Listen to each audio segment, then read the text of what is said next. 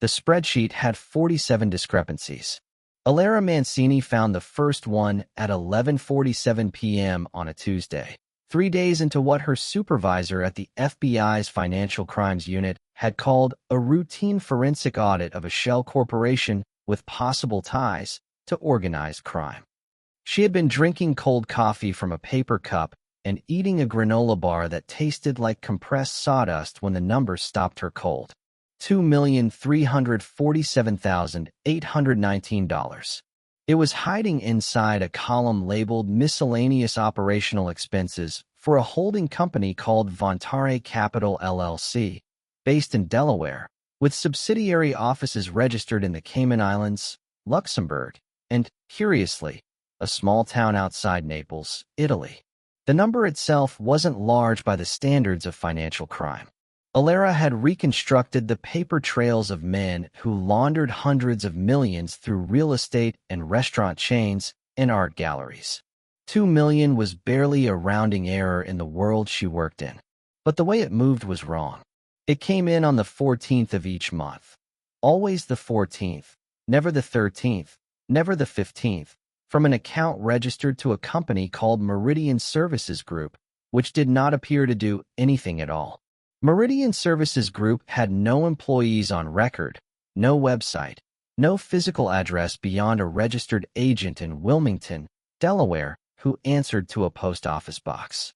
It had existed for 11 years and had processed exactly $28,173,828 over that time, always in amounts just below reporting thresholds, always on the 14th, always moving through exactly 3 intermediary accounts before landing in Vontare Capital. Alara set down her granola bar. She opened a new tab in her analysis software and began pulling threads. By 3 a.m., she had found 46 more discrepancies. By 6 a.m., when the first gray light of a November morning pressed against the windows of her apartment in Georgetown, she understood that this was not a routine forensic audit. This was the edge of something enormous, something structured with extraordinary intelligence and patience, a financial architecture that had taken years to build and that was designed, above everything else, to be invisible. She showered, changed into clean clothes, and drove to the J. Edgar Hoover building before her supervisor arrived. She was already at his desk when Special Agent in Charge Marcus Webb walked in at 8:15 with a coffee and a look of mild surprise. "Mancini, you look like you slept in the office." "I didn't sleep at all," she said, and handed him a 12-page summary she had typed up in the car using voice dictation. "This isn't a shell company audit, Marcus. Vontare Capital is the visible node of a network that moves money for at least 3 separate criminal enterprises. I think one of them might be the Corsetti family." Marcus Webb was a 22-year Bureau veteran who had a habit of pressing his lips together very tightly when he was trying not to show that something surprised him. His lips were currently almost invisible. "Sit down," he said. "I've been sitting." "Alara." He gestured at the chair across from his desk. "Sit down and talk slowly." She had been a forensic accountant for 9 years. Before the FBI, she had worked for the IRS Criminal Investigation Division, and before that she had spent 3 years at a Big Four accounting firm in New York, doing the kind of legitimate tax structuring work that had taught her, with crystalline clarity, exactly how wealthy people hid money. She understood the grammar of financial crime the way a surgeon understands anatomy, not just the structures, but the vulnerabilities, the places where even the most careful architecture revealed its underlying logic. She was 34 years old. She was 5 feet 4 inches tall. She had dark hair that she wore in a low bun at work and left loose on weekends, and dark eyes that her mother, a first-generation Italian-American from South Philadelphia who had married an Irish-American accountant from Wilmington, Delaware, called "your grandmother's eyes." She had never been particularly beautiful in the way that stopped men in the street, but she had a quality of concentrated attention that people found either magnetic or unnerving depending on their own relationship to scrutiny. She was also, though this was something she kept carefully separated from her professional life, The kind of woman who felt things deeply and quietly, who had loved exactly twice in her life, and both times badly, and who had responded to this pattern by throwing herself into work with an intensity that her therapist had called productive avoidance. She had not been to therapy in 2 years.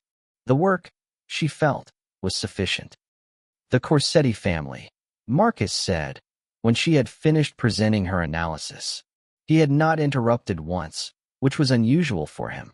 He had also not touched his coffee. You're sure? I'm not sure of anything yet. That's what I'm telling you. But the structure of the layering, the timing cycles, the jurisdictional choices, it has the fingerprints of someone who knows Italian banking law extremely well.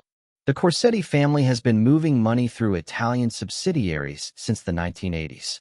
And the Naples connection. The Naples connection could be anything. It could be. But the registered agent for that subsidiary is a law firm called Studio Legale Ferrante, and Studio Legale Ferrante has appeared 3 times in previous Treasury Department investigations of the Corsetti family's European operations. She slid a single sheet across his desk. I spent an hour cross-referencing. Marcus looked at the sheet. Then he looked at her. Marcus looked at the sheet. Then he looked at her. How long have you been awake? Since yesterday morning. Jesus, Mancini. I want this case. You have this case. You've had this case. He picked up his coffee, finally, and took a long sip. But if you're right about the Corsetti connection, this goes up the chain. We're not talking about a financial crimes audit anymore. We're talking about a RICO investigation with organized crime implications. That means we bring in the OCU, Organized Crime Unit, and it means you work jointly with them. Fine. It also means, he said, watching her carefully, that we may need to put you in the field. Not just analysis. Actual contact with the target network. Alara was quiet for a moment. Field work was not her natural habitat. She was the person who sat in the back room and translated the numbers into a narrative that prosecutors could take into court. She was not the person who shook hands with criminals and pretended to be someone else. What kind of contact? She asked. We'll see how it develops. Marcus set down his coffee. Go home. Sleep. Come back tomorrow, and we'll set up the joint briefing. She went home. She did not sleep for another 4 hours, during which time she read every available file on the Corsetti family in the Bureau's database and 3 separate academic papers on the financial structures of Italian-American organized crime. Then she slept for 11 hours straight, dreamlessly, and woke up in the dark feeling like something had shifted somewhere in the architecture of her life. The joint briefing took place on a Wednesday in a conference room on the 4th floor of the Hoover Building, with representatives from the Financial Crimes Unit, the Organized Crime Unit, and, unexpectedly, a quiet man from the Department of Justice who sat in the corner and said nothing for the entire 90 minutes. The lead agent from OCU was a man named Dan Ferretti, no relation to the law firm. He clarified immediately, with the practiced ease of someone who had been making that clarification for a long time.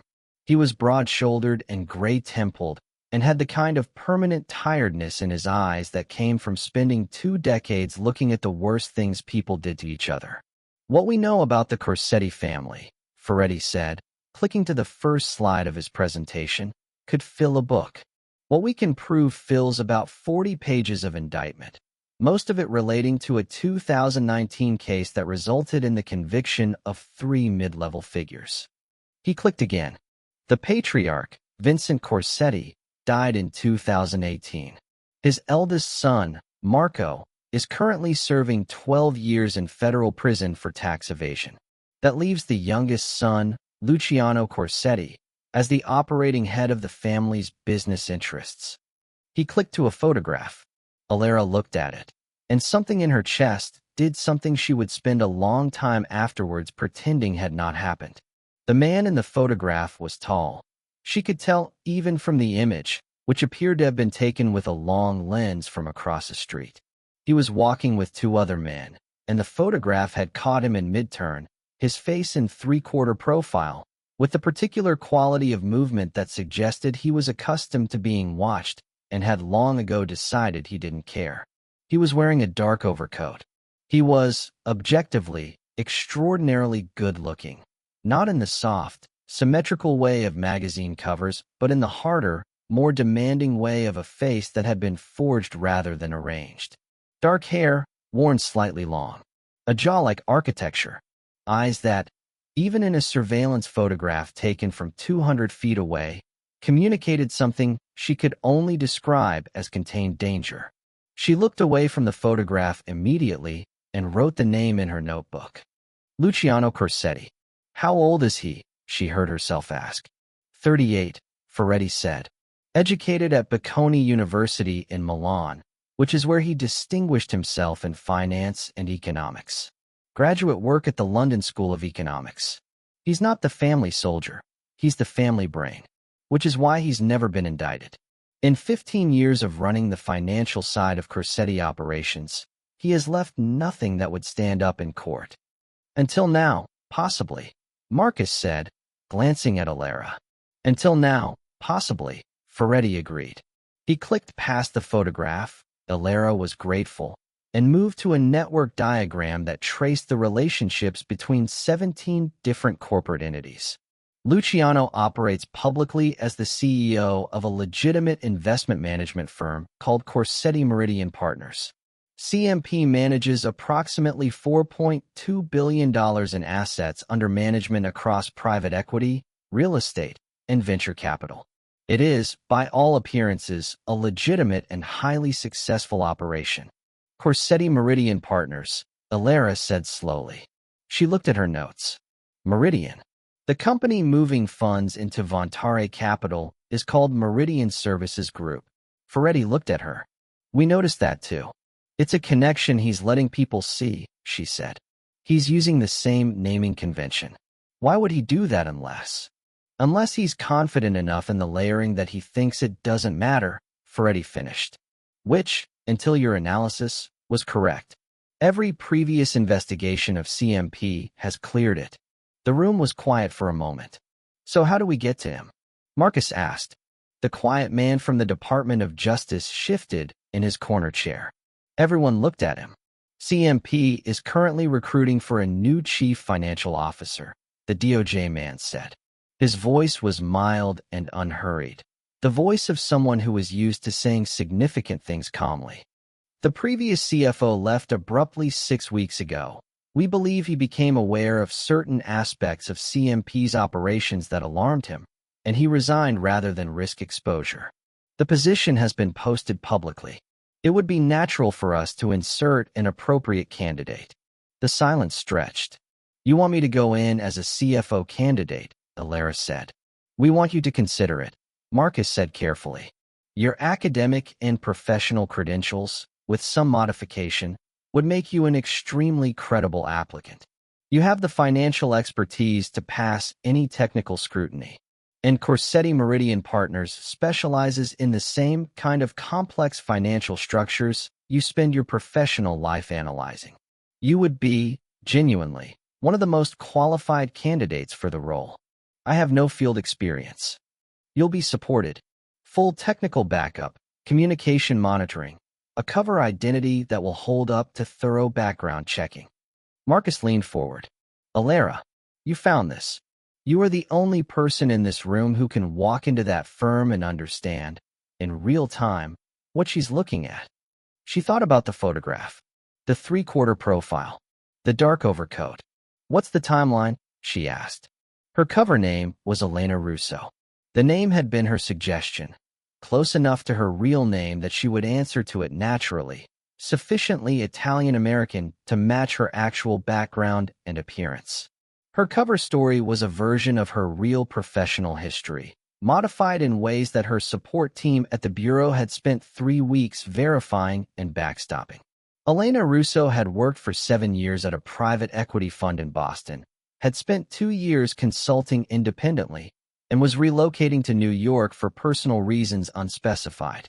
The interview process for the CFO position at Corsetti Meridian Partners took 6 weeks and involved 4 separate rounds, each one more technically demanding than the last. She spent those 6 weeks simultaneously preparing for the interviews and continuing her forensic analysis of the Vontare capital documents, working 12-hour days and sleeping in the narrow space that remained. Her handler, a steady and meticulous agent named Patricia Choi, checked in with her every morning and every evening. She passed the first round with a written assessment. She passed the second round with a technical panel that tested her knowledge of financial regulations, derivatives pricing, and the kind of cross-border tax structuring questions that had been the bread and butter of her legitimate career. She passed the third round with a grueling 6-hour interview with CMP's existing finance team. 5 very intelligent people who asked very good questions. And at the end of it, the head of the finance team, a precise woman named Claire Beaumont, shook her hand with something that might have been respect. Then came the fourth round. You'll be meeting with the CEO himself, Patricia Choi told her, on the morning of the final interview. Luciano Corsetti conducts all final candidate interviews personally. It's his practice. Alara was sitting in the Bureau's Washington field office, in a chair that was slightly too low for the desk. She was wearing the kind of suit she had bought specifically for this operation. A charcoal Armani that fit her like it had been made for her, because her technical team had insisted she looked the part, and the part required a certain level of sartorial authority. What do I need to know? She asked. He's highly intelligent, obviously. He has an instinct for people. Several former associates have commented on it. He asks unexpected questions. Patricia paused. He also has a tendency to test people. Nothing inappropriate. He keeps everything professional. But he will test you. Test me how? By giving you information to see what you do with it. By making statements that aren't quite accurate to see if you'll correct him. By watching how you handle silence. Patricia looked at her directly. The thing is, Elena, you're not pretending to be something you're not. You're an extraordinarily qualified financial professional. In this interview, just be that. Let the rest follow. Elena nodded. She was not particularly nervous. This surprised her slightly. She had expected to be more frightened than she was. But the discipline of the preparation, the weeks of becoming Elena Russo, had done something that she could only describe as a settling. She knew what she was walking into. She knew what she was looking for. She had faced down numbers that told terrible stories, and she had told those stories in federal court under cross-examination, and she had never flinched. This was just another kind of numbers. She took a car to Midtown Manhattan, to the glass tower on Park Avenue that housed Corsetti Meridian Partners on the 31st floor, and she rode the elevator up in a silence that felt, for reasons she couldn't name, like the silence before something irreversible. The reception area of CMP was beautiful in the way of places that spent money to not look like they were spending money. Raw concrete columns and warm walnut paneling and art that was good enough to be significant without being showy. The receptionist was efficient and welcoming. She was offered espresso, which she accepted, because she was, after all, Italian-American on both sides, and this was a detail that might matter. She waited 8 minutes. Then a door opened, and Luciano Corsetti walked into the reception area. She had studied the surveillance photograph for hours. She had built a complete mental model of what he would look like in person, told herself the photograph had flattered him, prepared herself for the ordinary flatness of a real human face compared to the constructed significance of a profile image. She had not prepared herself adequately. In person, he was taller than she had estimated, well over 6 feet, and he moved with the contained, unhurried ease of someone who had never, in his entire adult life, been rushed by anyone. He was wearing a suit of charcoal wool that was clearly Italian and probably bespoke, and a white shirt without a tie, which on anyone else might have read as casual and on him read as deliberate. His eyes, which she had not been able to assess from the photograph, were dark gray, not quite brown, not quite green, a specific color that existed in the space between categories. He was looking at her with exactly the quality of attention she had been warned about. Not predatory, not invasive, something more unsettling than either. The complete, calm attention of someone who was genuinely trying to understand what he was looking at. Ms. Russo, he said. His voice was lower than she had expected, and his accent was American with a faint Italian inflection, the legacy, she knew, of a childhood divided between Brooklyn and Naples. He extended his hand. Luciano Corsetti. Thank you for coming back. She shook his hand. She kept her grip firm and her gaze direct, and she told herself, with the focused discipline of 9 years of professional practice, that her pulse was behaving normally. Thank you for having me, she said. I've enjoyed the process. Your finance team is impressive. They are. He held the handshake for exactly the right amount of time, not abbreviated, not extended. Come in. His office was at the corner of the building, with 2 walls of glass that looked north toward Central Park and east toward the East River, a view that on a clear November morning was almost aggressively beautiful. His desk was large and uncluttered. There were books on the shelves, real books, she noticed, not the decorative spines that wealthy offices sometimes use to suggest intellectual engagement, and a single painting on the interior wall, an abstract in deep blues and ochres that she recognized, with a jolt, as a significant work by a mid-century Italian painter whose pieces rarely came to market. He gestured her toward a seating area, 2 chairs, and a low table, the kind of configuration designed for conversation rather than interrogation, and sat down across from her with the posture of a man who was comfortable in his own body and had never found a reason to be otherwise. I've read your file, he said. I'd be surprised if you hadn't. Something shifted very slightly in his expression. Not a smile, too controlled for a smile, but a small upward pressure at the corners of his mouth that acknowledged, without conceding anything, that the response had been appropriate. Your work at Vickers Partners, he said, naming the Boston private equity firm that formed the backbone of her cover identity. You restructured their European reporting framework in 2021. The SEC filed a comment letter on the structure. They did. We responded, and the structure was approved. She had spent 40 hours mastering every detail of the Elena Russo file. The comment letter concerned our treatment of certain performance allocation mechanics. It was a legitimate question, and we had a legitimate answer. The SEC doesn't always agree with legitimate answers. No, but they agreed with ours, which is why the structure is still in use. She paused. I'm assuming you verified the details of my response. He looked at her steadily. Why would you assume that? Because you're thorough, she said. Your due diligence process is thorough. Your interviews are thorough. You don't hire people without understanding exactly who they are. And a company at your stage of development needs a CFO whose technical judgment is beyond question. She held his gaze. So I'm assuming you verified everything I've told you, and I'm comfortable with that, because everything I've told you is accurate. The silence lasted approximately 4 seconds. You're not nervous, he said. It wasn't quite a statement and wasn't quite a question. I'm appropriately calibrated, she said. I want this position. That creates a certain pressure. But I've been in enough high-stakes professional situations to know that anxiety is rarely useful and usually visible, and I'd prefer to be useful rather than anxious. This time the expression was, unmistakably, a smile, brief, contained, and somehow entirely disproportionate to its brevity and its effect on her. Tell me, he said, leaning forward slightly with his forearms on his knees, what you would do in your first 90 days. She told him. She spoke for 12 minutes without notes, laying out a systematic approach to internal financial controls, reporting structures, cross-border compliance, and the specific regulatory environment of an asset manager operating across multiple jurisdictions.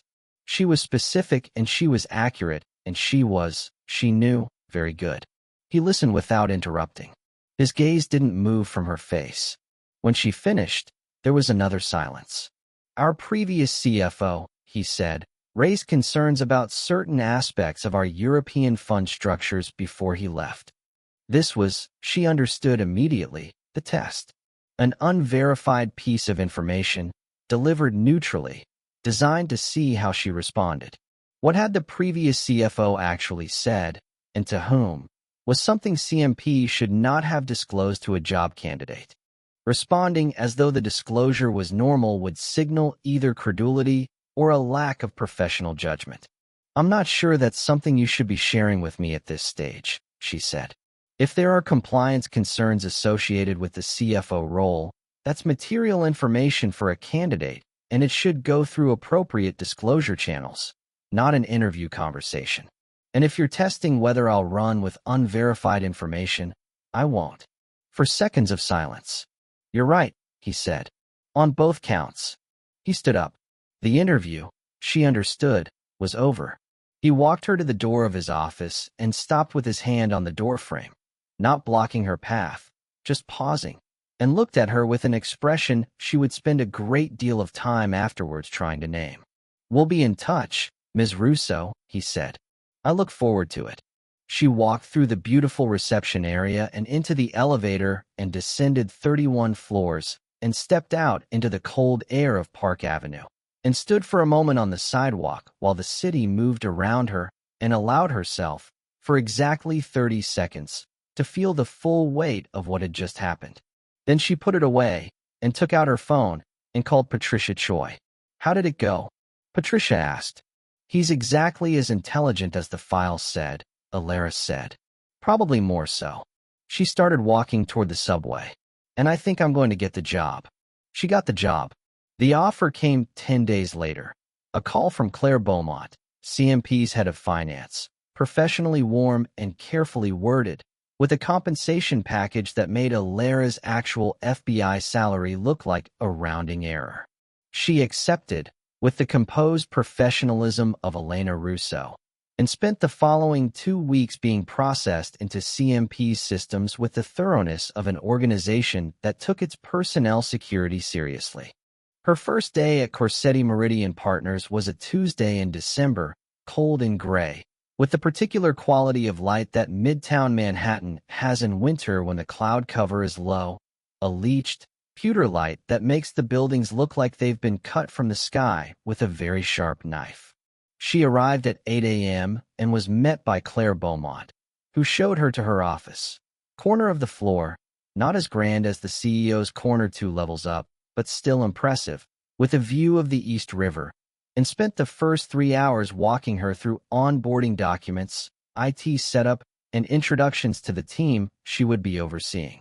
The finance team at CMP was 8 people, all of whom were excellent at their jobs, all of whom regarded her with the careful, watchful friendliness of people who understood that the new CFO was conducting her own assessment of them simultaneously.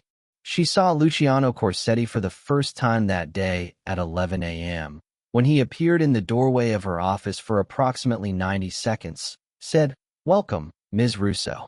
Let me know what you need," and disappeared again. He was wearing a different suit, navy, this time, and carrying a folder that he was reading as he walked. He did not look up from the folder while he was speaking, and the combination of the casual delivery and the precise quality of the words produced an effect she found, against all professional better judgment, rather compelling. She spent the rest of the day learning the financial architecture of the legitimate face of CMP, which was, she had to acknowledge, in the privacy of her own assessment, genuinely impressive. The funds under management were real. The returns were real.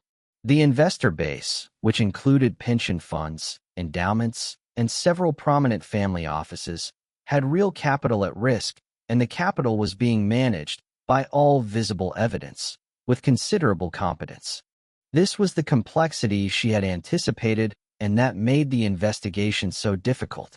Luciano Corsetti had not built a criminal enterprise with a thin veneer of legitimate business over the top. He had built a genuinely excellent legitimate business and used it as a platform for something else entirely, something that lived in the spaces between the legitimate structures, in the 14-of-the-month payments and the Cayman Islands subsidiaries and the Naples law firm connections that she was only beginning to map. She documented everything in her Bureau Secure Communication channel, which existed in a dedicated encrypted application on a second phone that she kept in a locked desk drawer and accessed only when she was certain she was not observed. Patricia Choi's responses were brief and encouraging. The OCU team was analyzing everything she sent. At 6 p.m., she rode the elevator down with Claire Beaumont, who was putting on her coat and talking about the Q4 reporting cycle with the focused efficiency of someone who treated the end of the workday as simply a different kind of beginning. "He'll want to meet with you properly tomorrow," Claire said. "Luciano. He does a weekly Monday meeting with the CFO, internal strategy, portfolio review, anything that needs his direct input.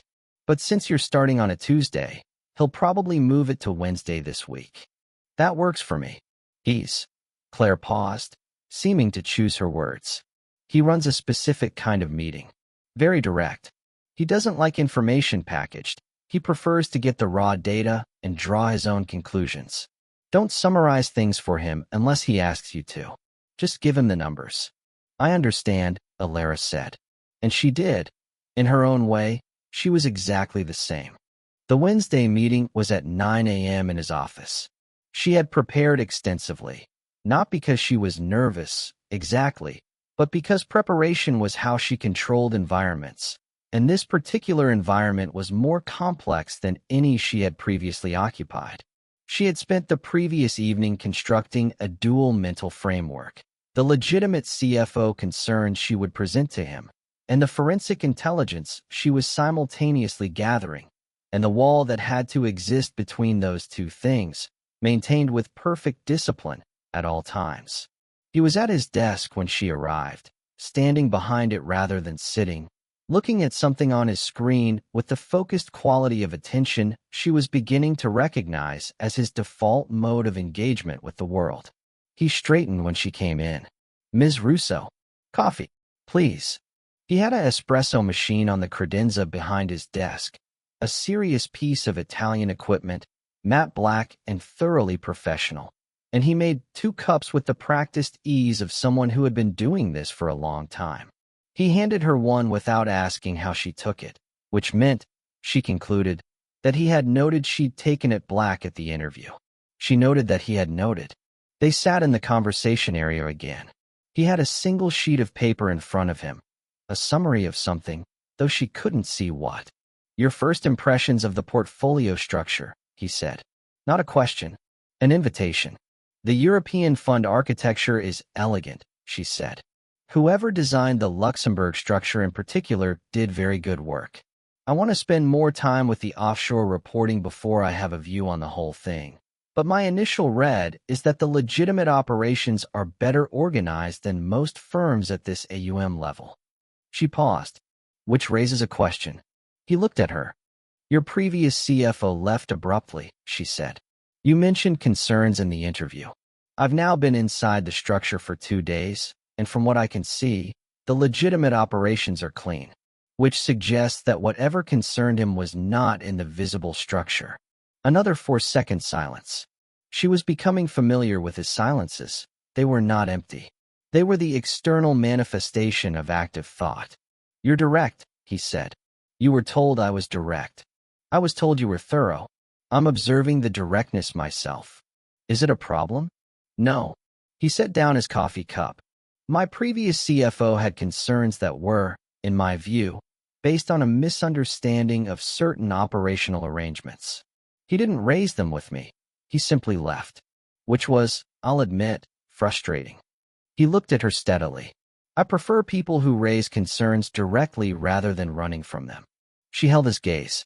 This was, she understood, another test, and this time the test was not about professional judgment. This time the test was about character. "If I have concerns," she said, "I'll raise them with you. Directly." "Good." The meeting lasted 90 minutes. He asked her questions about the Q4 reporting cycle, the treatment of certain performance fees, the status of 3 specific regulatory filings, and the composition of the investor reporting packages. She answered all of them accurately, and several of them better than he had clearly expected. At one point he leaned forward to look at a figure she had circled on a printout, and their shoulders were approximately 8 inches apart, and she was aware, with a precision that she found deeply inconvenient, of the specific quality of warmth that comes off a person in close proximity. She moved her chair back slightly, as though reconsidering the angle of the printout, and continued talking. When the meeting ended, he walked her to the door again. This, she was beginning to understand, was his habit. He walked people to doors rather than letting them leave from a sitting position, which was either politeness or a way of seeing people out on his terms, and said, "Same time next week." "Same time next week," she agreed. She went back to her office and sat at her desk for a moment, looking at the East River through the window. She told herself, a professional. She was here for a specific purpose. She had a specific mission. She opened her encrypted phone and sent Patricia Choi a brief update. Patricia replied, "Good work. Keep building trust. Anything on the offshore structure yet? Alara typed, working on it. It's well hidden, but it's there. She put the phone back in the locked drawer and opened her laptop and began working through the offshore fund documentation with the concentrated focus of a woman who understood that the numbers would eventually tell her everything she needed to know. She found the second layer of the architecture on a Thursday evening, when the office was mostly empty and the sound of the city had taken on the lower, steadier frequency of after-hours Manhattan. It was not in the fund documents themselves, but in the ancillary correspondence, a series of internal memos formatted as routine risk management updates that contained, embedded in their standardized language, a set of references to approval codes that did not match any approval workflow she could identify in the firm's official procedures. Each memo referenced the same three-letter code, RVN, without explanation. Each memo was addressed to the same distribution list, which included Luciano Corsetti and two individuals whose names she did not immediately recognize. She photographed the relevant pages on her encrypted phone, logged the document numbers in her secure notes, and spent the following 45 minutes researching the two unfamiliar names in the Bureau's database. One of them resolved quickly, a financial attorney in Geneva whose firm appeared in two previous Treasury investigations without ever becoming a subject. The second name returned nothing in the Bureau's systems, which was itself a form of information. She flagged both names for Patricia and went home at 9:30 feeling the particular exhaustion that comes not from effort but from sustained vigilance, the tiredness of a person who has been watching carefully for a very long time without being watching. The following Monday, at the weekly meeting, Luciano said something that briefly stopped her. They had been reviewing a fund performance summary, and he had been precise and focused in the way he always was. And then he looked up from the document and said, without particular emphasis, "You seem to understand the European structures very quickly for someone who's only been inside them for 2 weeks." She looked at him. "The architecture is logical," she said. "Once you understand the underlying principle, the specific implementations follow. Most people take longer. I'm not most people." He held her gaze for slightly longer than was strictly necessary for the exchange. Then he returned to the document. She could not determine whether the comment had been an observation, a test, or something else entirely. She turned it over in her mind throughout the remainder of the meeting and logged it in her secure notes that evening with the annotation. Possible heightened awareness of my pace of review. Monitor, It was, she acknowledged to herself, also possible that he was simply noticing her. That the comment had been the equivalent of a person saying you're very good at this. A form of attention that was entirely professional and entirely ordinary, and that she was over-interpreting because she was looking for danger signals, and because looking for danger signals in someone's behavior and noticing someone's behavior are, in practice, very difficult to separate when the someone in question is the specific person she was currently dealing with. She added a second annotation. Also possible, overthinking. December became January. She settled into the rhythms of the firm with a naturalness that both served her cover and, she acknowledged privately, reflected something genuine. She liked the work, the legitimate work, the actual management of complex financial structures, the challenge of understanding a portfolio that was genuinely sophisticated and interesting. She liked Claire Beaumont, who was capable and mordant and made excellent coffee. She liked the team, who were sharp and professional and treated her, after an initial period of assessment, with the collegial respect of people who had concluded she was competent. She did not allow herself to like Luciano Corsetti, but she was aware of him with a constancy and precision that she could not entirely suppress. Their weekly meetings had developed a particular quality, intellectually rigorous, professionally charged, always just inside the boundary of appropriate formality, and permeated, on her side at least, by an awareness that she spent considerable energy managing. He was, she had concluded, one of the most intelligent people she had ever spent regular time with. His grasp of financial structures was comprehensive and intuitive. He understood complex systems the way some people understood languages, not just the grammar, but the music underneath the grammar. He was also, she was discovering, not the person the Bureau's file had described. The file had described a ruthless criminal intelligence, a man who had inherited a criminal empire and expanded it with cold efficiency, who used his legitimate business as cover for money laundering and organized crime operations. And she knew, she had the evidence, or the beginnings of it, that this was true. But the man who appeared at the Monday meetings and occasionally appeared in the corridor outside her office, and once appeared in the firm's kitchen at 7 a.m. when she had come in early and made himself an espresso and asked her, with what appeared to be genuine curiosity, what she was reading, that man was not reducible to the file description. The kitchen encounter had lasted approximately 12 minutes and had produced, in her, an unsettling intimacy of the ordinary kind, the kind that comes not from significant conversation, but from small, unrepeatable details. He had been in the kitchen before the rest of the office arrived, in a suit already, reading something on his phone with the focused quality he brought to everything. She had been making coffee, standing at the machine in the morning quiet, aware of him in her peripheral vision with the same awareness she always had in his vicinity and that she always managed. "What are you reading?" he had asked, without looking up from his phone. "A paper on shadow banking regulation in the European Union," she said, germane to the Luxembourg Structure Review. He had looked up then, with an expression that she had needed a moment to categorize. It was, she concluded, genuine interest, the kind that appears without social calculation. Gorton and metric? She had been mildly surprised. "I was going to read that one next. This is Potsar. The 2011 paper, or the revised version?" 2014.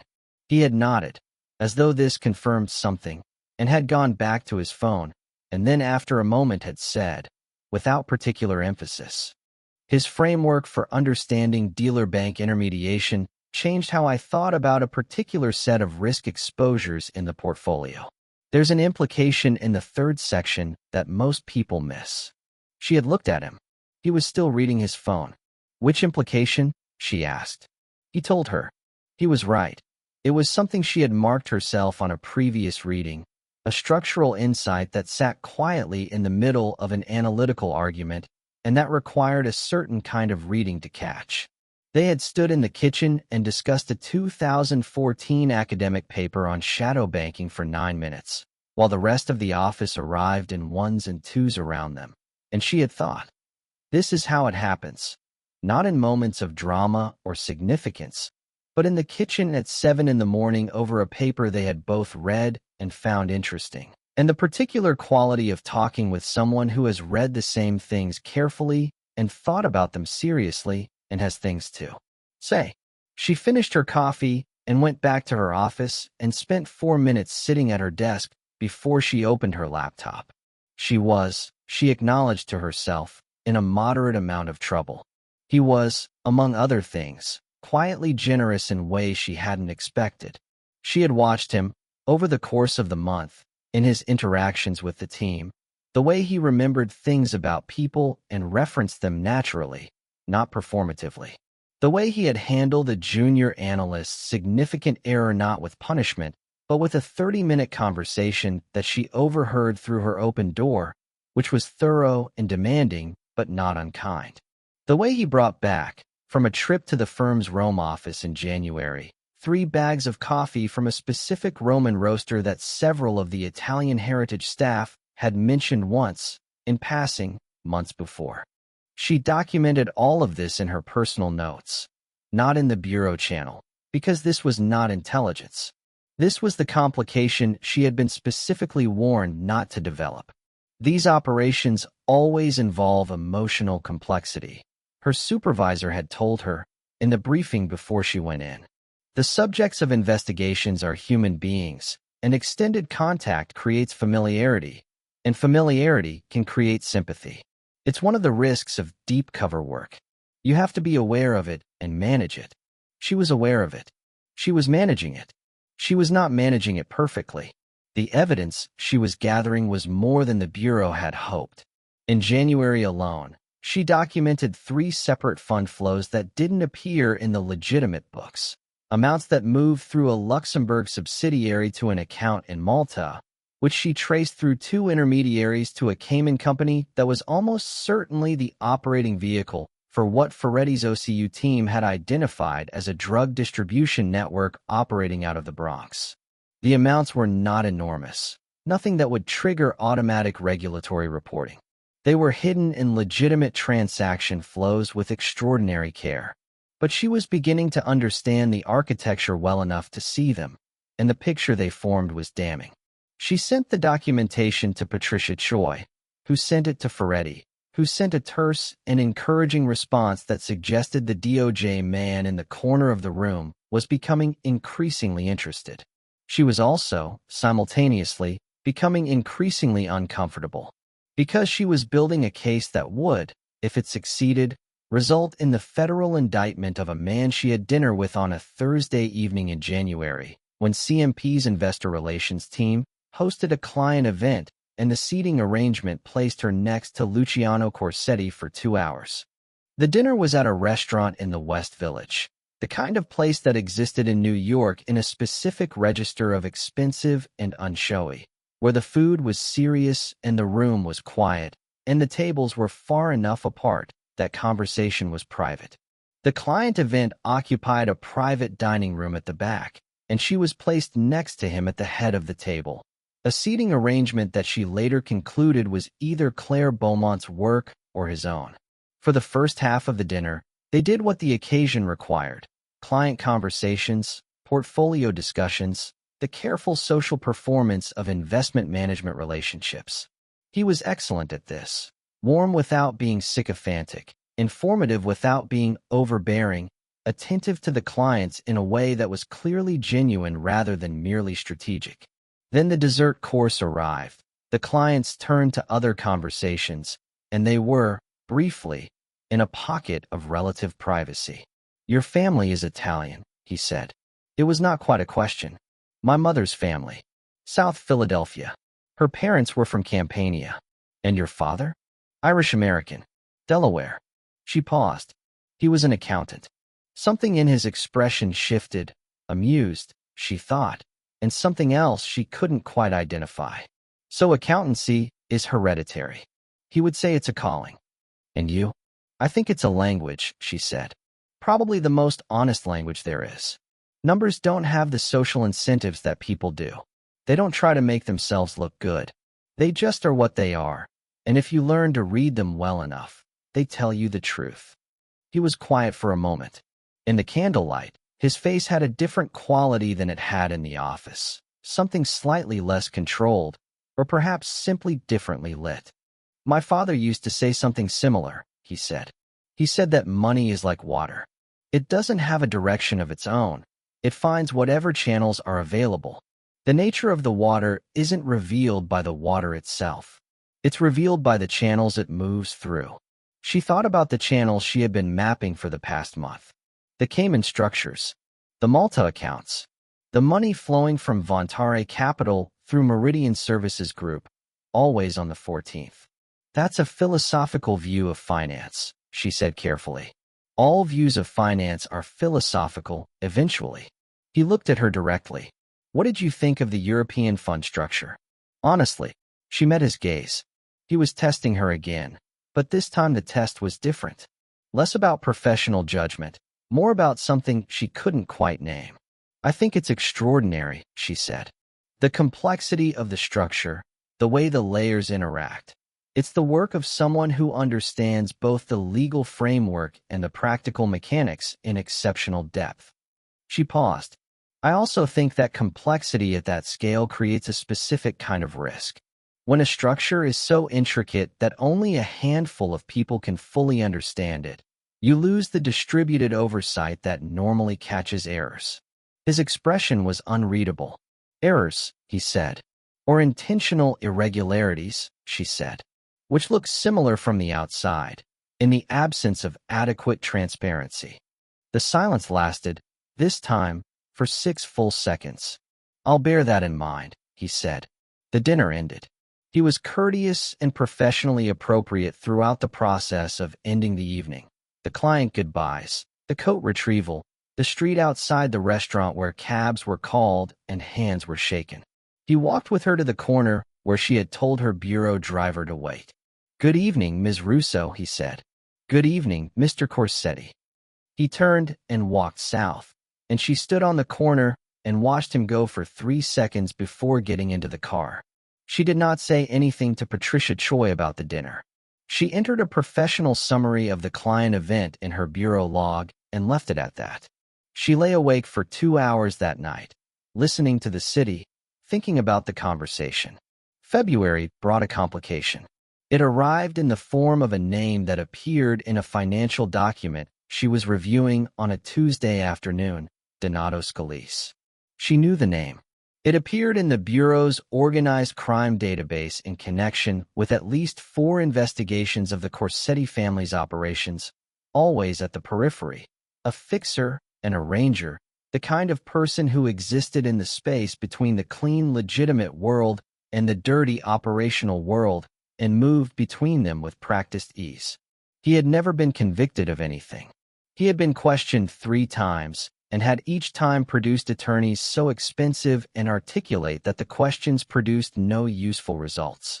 His name appeared in a wire transfer authorization document that was routing $4.8 million from a fund in Luxembourg to an account in Monaco, and the routing was happening through a structure she had not previously seen, a new shell company, recently incorporated in Dubai, that had not appeared in any of the earlier analysis. She documented it immediately and sent it to Patricia Choi. Patricia's response came within the hour. This is significant. Do you have access to the underlying authorization documentation? She did have access, technically.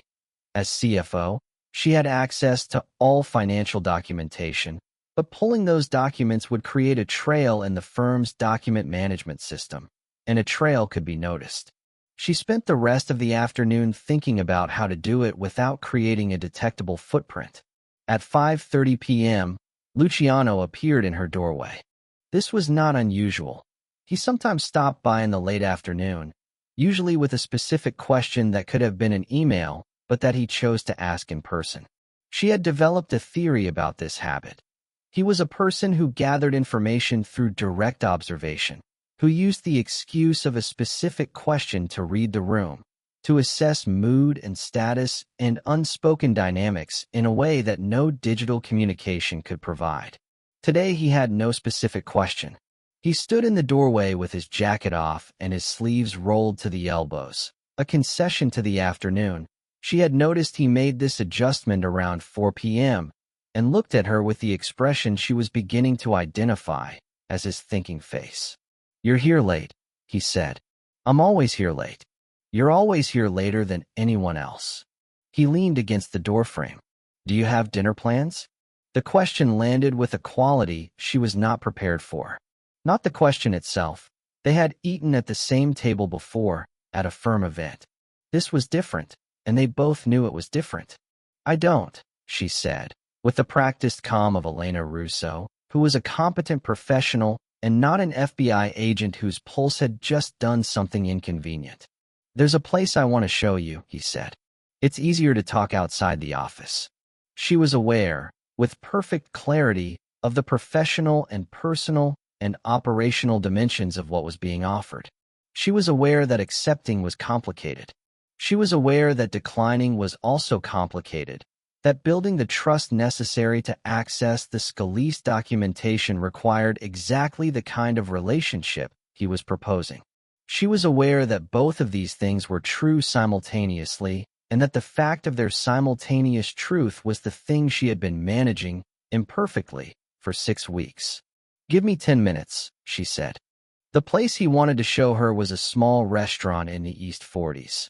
Not fashionable, not the kind of place a CEO takes clients to impress them, but the kind of place that exists in a specific register of New York life. A neighborhood Italian whose family had been in the same location for 4 decades, whose menu was handwritten in Italian, and whose tables were covered with white paper over white cloth, and whose wine was good and honestly priced. "My mother used to bring me here," he said, when they were seated.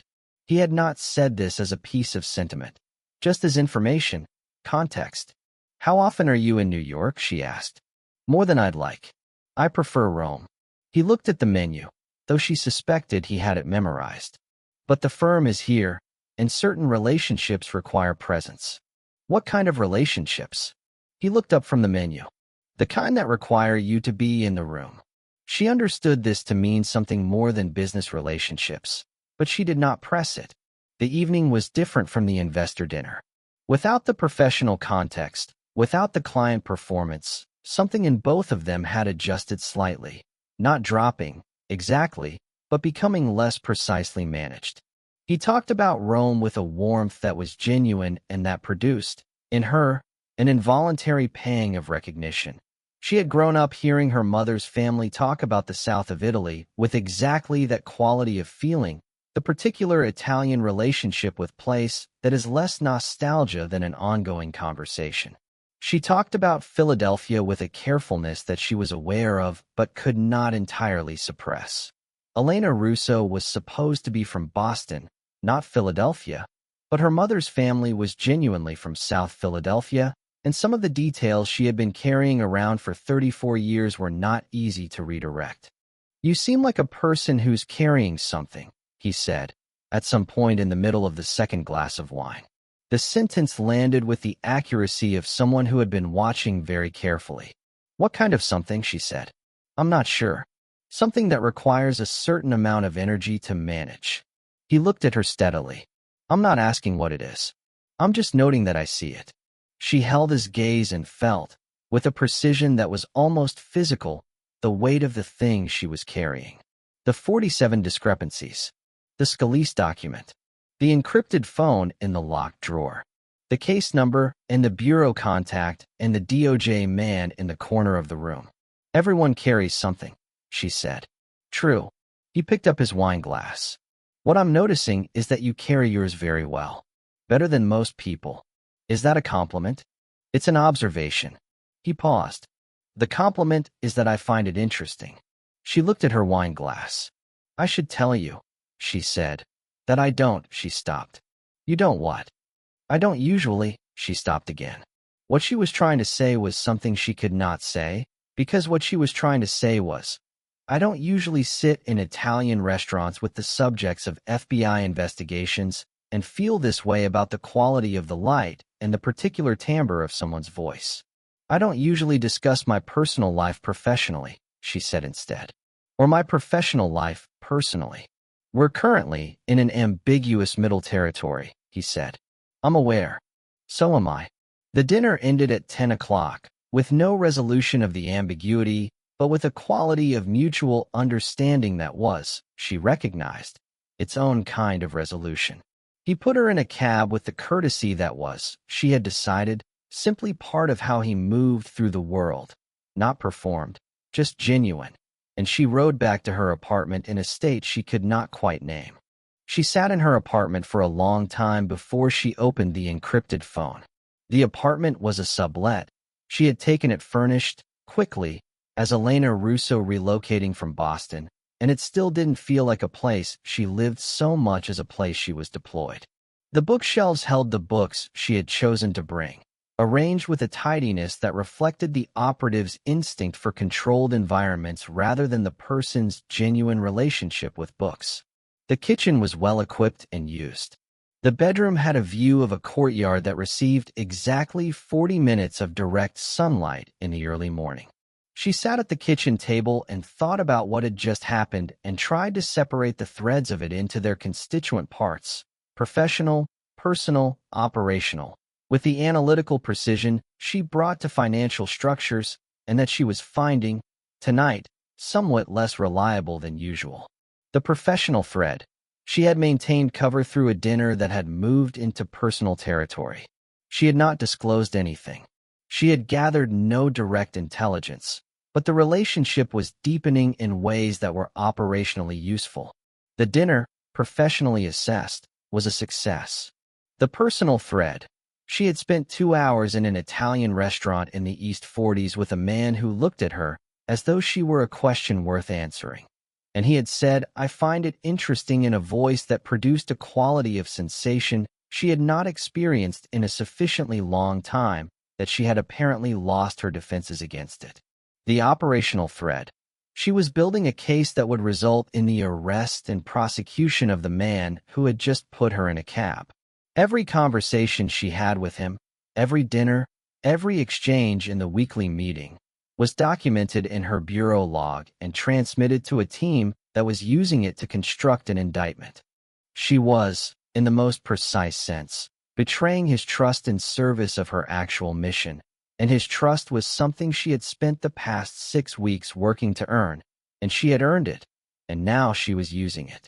These 3 threads did not resolve into a single coherent feeling. She typed to Patricia Choi, *request for a check-in meeting. Tomorrow if possible, *. You're developing feelings for the subject, Patricia Choi said. She said it without accusation or alarm, with the calm directness of a woman who had seen this before. I didn't say that. You asked for an emergency check-in at 11 at night. You've never done that before. Patricia looked at her across the small table in the bureau safe house in Murray Hill. What happened? Alara told her about the dinner. Not all of it. Not the quality of his voice, not the specific sentence about carrying something, but the facts of it, accurately reported. Patricia listened without interrupting. He's interested in you, Patricia said when she was done. As a professional, as a person, as a woman. From what you're describing, he's pursuing a personal relationship. Alara was quiet. This creates operational complexity, Patricia said, but it also creates opportunity. If he's developing trust in you as a person, not just as a professional, the access that creates could be significant. I'm aware of that, Alara said. And she was. She had been aware of it on the drive to the safe house. She had been aware of it, if she was honest, for several weeks. But, Patricia said, but I want to be clear about what I'm doing and why I'm doing it. I'm not, she stopped. I'm not going to allow this operation to proceed in a way that uses personal feelings as a lever. That's not what I signed up for. No one is asking you to. I want it on record that I raised this concern. It's on record. Patricia looked at her steadily. Alara, can you maintain operational integrity while managing this dynamic?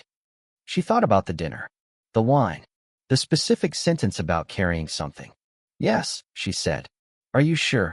I'm not sure of anything, she said. But I can do the job.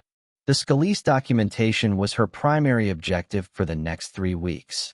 She found it gradually, with the patient precision that was her professional signature.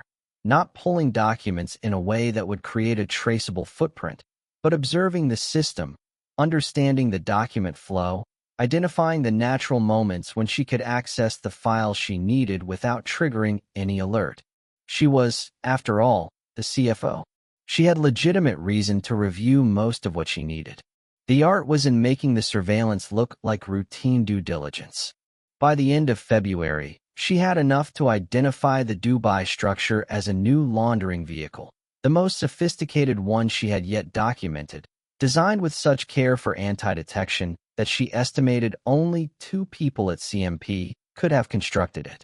One of them was a senior compliance officer who had recently been promoted. The other was Luciano himself.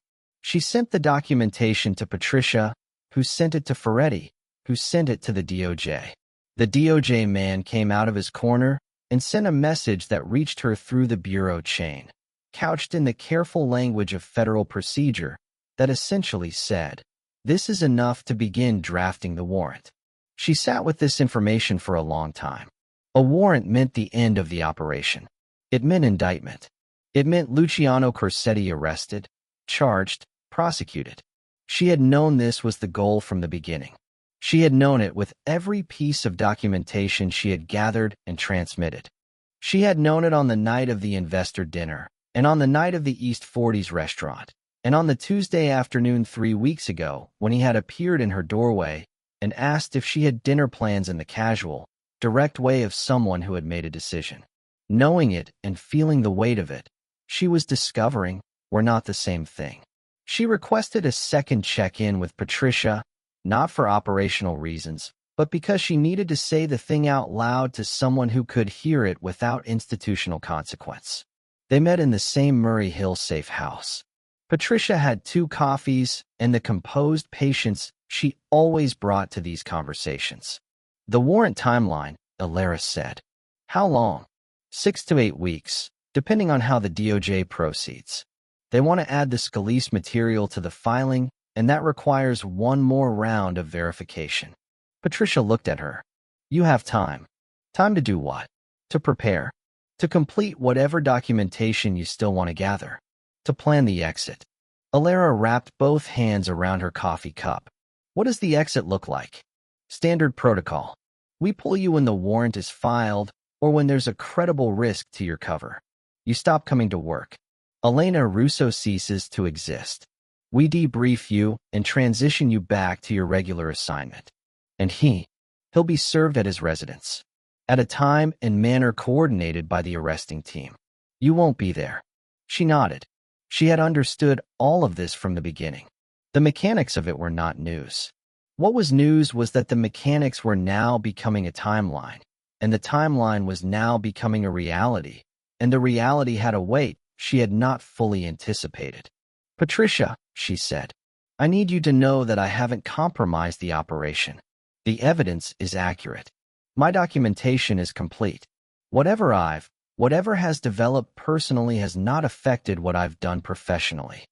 "I know that," Patricia said, "but I want it on record." "It's on record." A pause.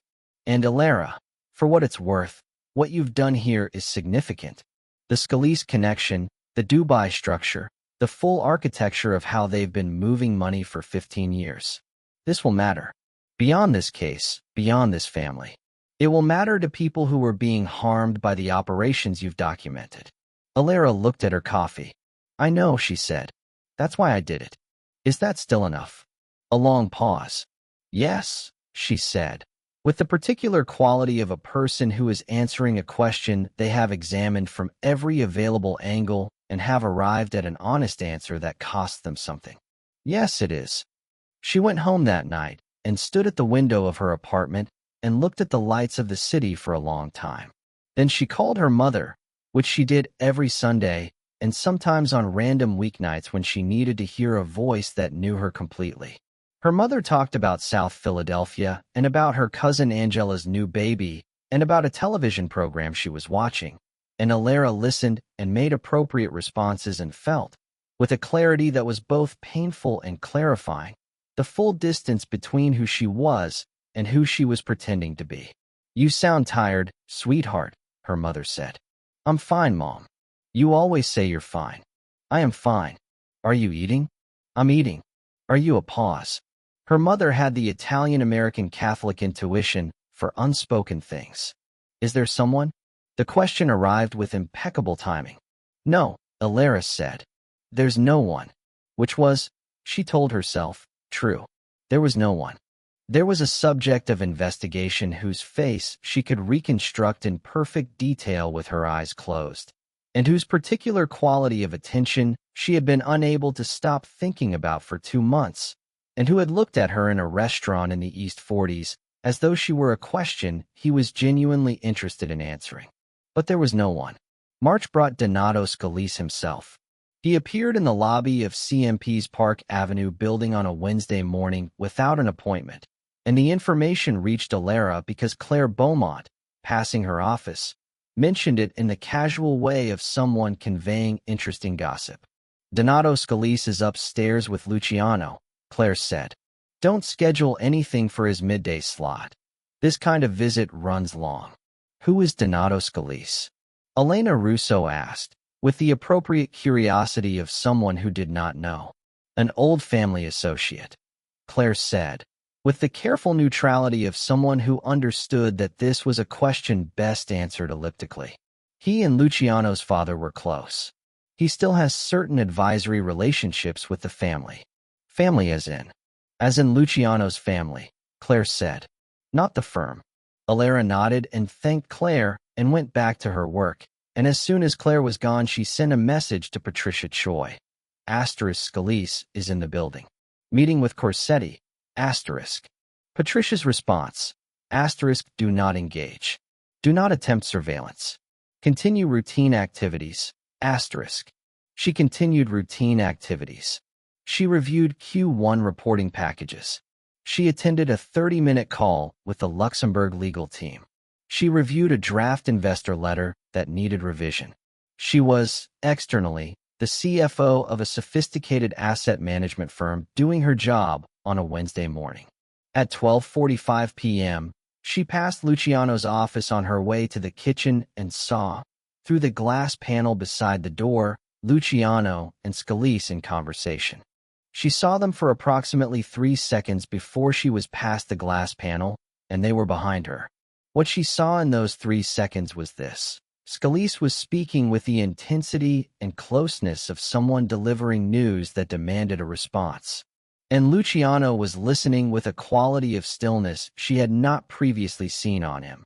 Not the active, attentive stillness of his normal mode, but something flatter, more controlled.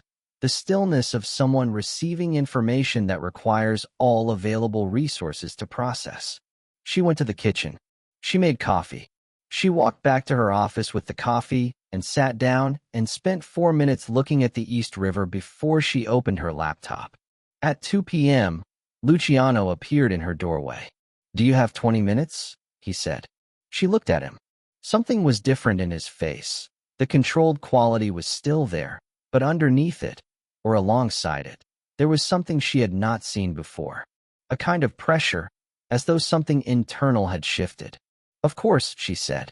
They went to the conference room down the hall, not his office, which she noted.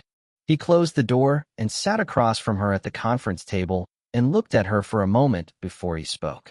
There's a matter I need to discuss with you, he said. It concerns the Dubai fund structure. Every professional discipline she possessed assembled itself. Go on, she said.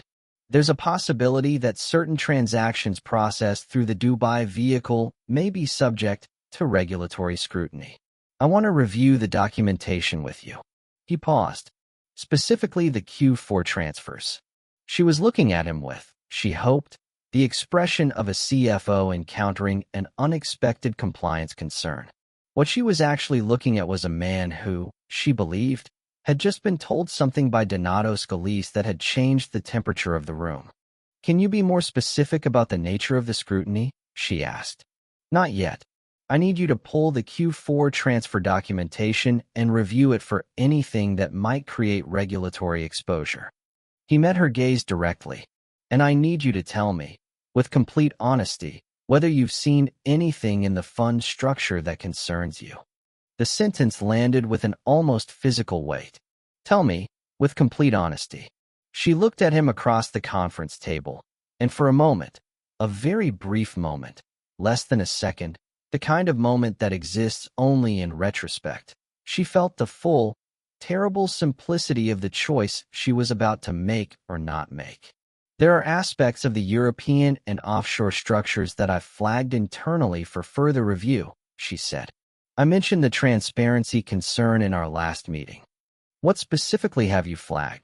The layering complexity in the Luxembourg subsidiary. The timing patterns of certain offshore transfers. The concentration of authorization in the Dubai vehicle. She paused. I have notes. I can send them to you. Something moved in his face. A very small thing, barely visible, that she could not have named. He looked at her for another 4 seconds. Send me the notes, he said, She went back to her office. She pulled the notes she had prepared, the legitimate CFO notes, the professional compliance concerns, the things Elena Russo would have flagged, and sent them to him. Then she opened the encrypted phone and sent a message to Patricia Choi that read, *, he knows something is wrong. He doesn't know what. *. Patricia's response took 11 minutes. How do you assess the risk to the operation? She stared at the message for a long time. How do you assess the risk to the operation? She thought about his face across the conference table. The quality of the question he had asked her. Tell me, with complete honesty. She typed back, *unknown. Monitoring, *. The document arrived on her desk, physically, on paper, which almost no one did anymore, on a Thursday morning 3 days later. It was an internal financial summary, printed on plain paper without a header, with a handwritten note attached that read, in a precise, angular hand, *3rd page, 3rd paragraph. L*. She read the 3rd page, 3rd paragraph. It was a summary of a document management audit, a log of which files had been accessed, when, and by whom, conducted by CMP's IT security team at an unspecified recent date. The 3rd paragraph described several instances of unusual access patterns in the offshore fund documentation. Documents accessed outside normal business hours, from internal credentialed accounts, with certain metadata characteristics consistent with systematic review rather than ordinary work. The access patterns were hers. She sat very still. He knew. He had known, or suspected, for some time. He had handed her this document, physically handed her the evidence of her own surveillance, with a handwritten note saying 3rd page, 3rd paragraph. She held the document and breathed carefully and assessed the situation with the trained discipline of someone who had been trained to assess situations and not panic. He knew she had been reviewing the offshore documentation systematically. He did not necessarily know why. He had not gone to his security team or his legal counsel or done any of the things a corporate executive would do if he believed an employee was a liability. Instead, he had walked the evidence to her desk himself and left it with a note. L, which meant one of several things. He trusted her enough to bring this to her directly rather than acting unilaterally. He was testing her response. He was warning her, for reasons she could not yet assess, or some combination of all three. She picked up her desk phone and called his office. "Can I come up?" she said, when he answered. "Yes," he said. She took the document and the note. She rode the elevator to the floor above. His assistant waved her through. She closed the door behind her. He was at his desk, not the conversation area. He was looking at her with an expression that was completely unreadable. She put the document on his desk. "I have something to tell you," she said. "I think you do," he said. "My reviews of the offshore documentation were systematic," she said. "They weren't routine due diligence. I was looking for something specific." "What were you looking for?" She looked at him across the desk. She had been an FBI agent for 9 years. She had been Elena Russo for 4 months. She had told Luciano Corsetti exactly once, in the conference room, to tell her something with complete honesty, and he had told her what she needed to know. Irregularities in the transfer structures, she said. Patterns that suggested the funds were being used for purposes beyond legitimate investment management. "And did you find them?" "Yes." The silence that followed was the longest of any silence she had sat in his company, and she had sat in many. "Who are you?" he said. The question was the most important question she had ever been asked. She stood in his office, with the document on the desk between them, and she understood with a clarity that was almost serene that she was at a point of no return. She could maintain the cover. She could give him a partial answer. The legitimate CFO who had found real irregularities and was confronting her employer with them. She could redirect, delay, buy time for the Bureau's timeline to accelerate. She could lie. She was very good at covering things. "My name is Alara Mancini," she said. "I'm a forensic accountant with the FBI's Financial Crimes Unit." The silence after this was approximately 8 seconds. His face did not change. This was, she thought, the most extraordinary feat of self-control she had ever witnessed, because she had just told him that his CFO was a federal agent and his entire empire was about to collapse, and his face did not change. "How long?" he said. "Since November. I was brought in to investigate Vontare Capital's transfer structures." "And you found?" "Enough," she said. "More than enough." He looked at her for a very long time. She did not look away. In the silence, she was aware, with an acuity that felt out of place for the moment, of every detail of the room. The blue ochre painting on the wall that she had recognized on her first visit and had quietly loved for 4 months. The precise alignment of documents on his desk, the particular quality of the winter light coming through the north-facing window, the espresso machine on the credenza. All the small textures of a space she had moved through twice a week for the better part of a year, the space where she had done most of her best thinking and a great deal of her worst feeling, the space that had, gradually, and without her full permission, become a place she associated with being known. She was not known. She had never been known in this room. She had been seen, which was different, but everything he had seen had been a surface constructed to be seen, and the person underneath the surface was the person who was now standing on the other side of his desk, exposed, having just told him her actual name. "You should leave," he said. "I know. Before I have time to think about how to respond to this." "I know." She picked up the document from his desk and put it in her bag. She walked to the door. She stopped with her hand on the doorframe, the same position he had stood in that first day when he walked her to his door. She turned and looked at him one more time.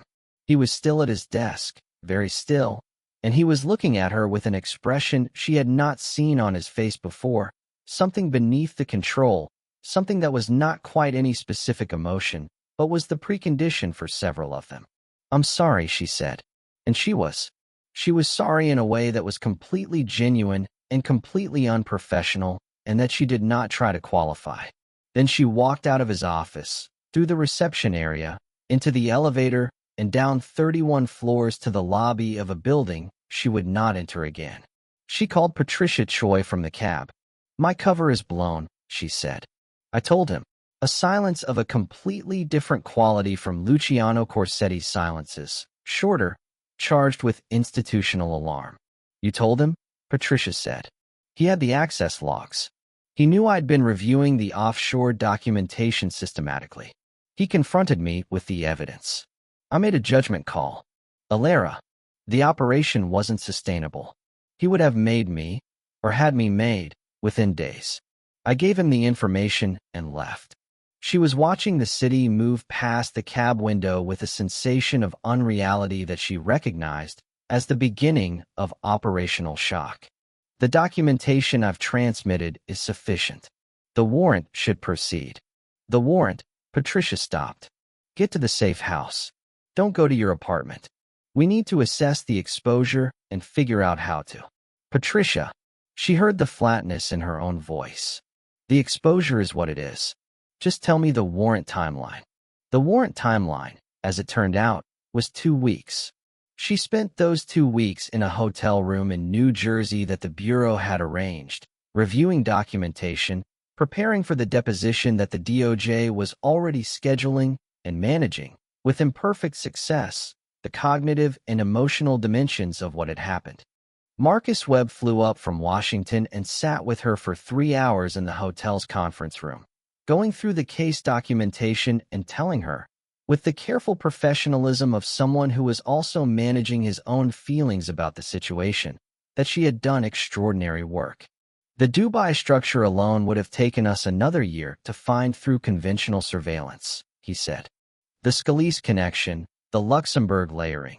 This is the most comprehensive financial documentation of Corsetti family operations we've ever assembled." "Good," she said. "You should be proud." "I know." She was not. She acknowledged privately, feeling pride as her primary emotional register. She was feeling the specific quality of pain that comes from doing the right thing and finding that the right thing does not feel the way you expected it to feel. She had always understood justice as something clean, a balance restored, an account settled. She was discovering that justice, in practice, was murkier than its theory, and that the territory between right and wrong was more inhabited than the map suggested. She thought about his face when she told him her name. The 8 seconds of silence. How long? She thought about the dinner in the East 40s. Everyone carries something. She had been carrying something he could not have imagined. The days in the hotel room had their own rhythm. She woke early, as she always did, and worked through her documentation notes, organizing the evidence packages for the prosecutors in the precise, considered way she organized everything.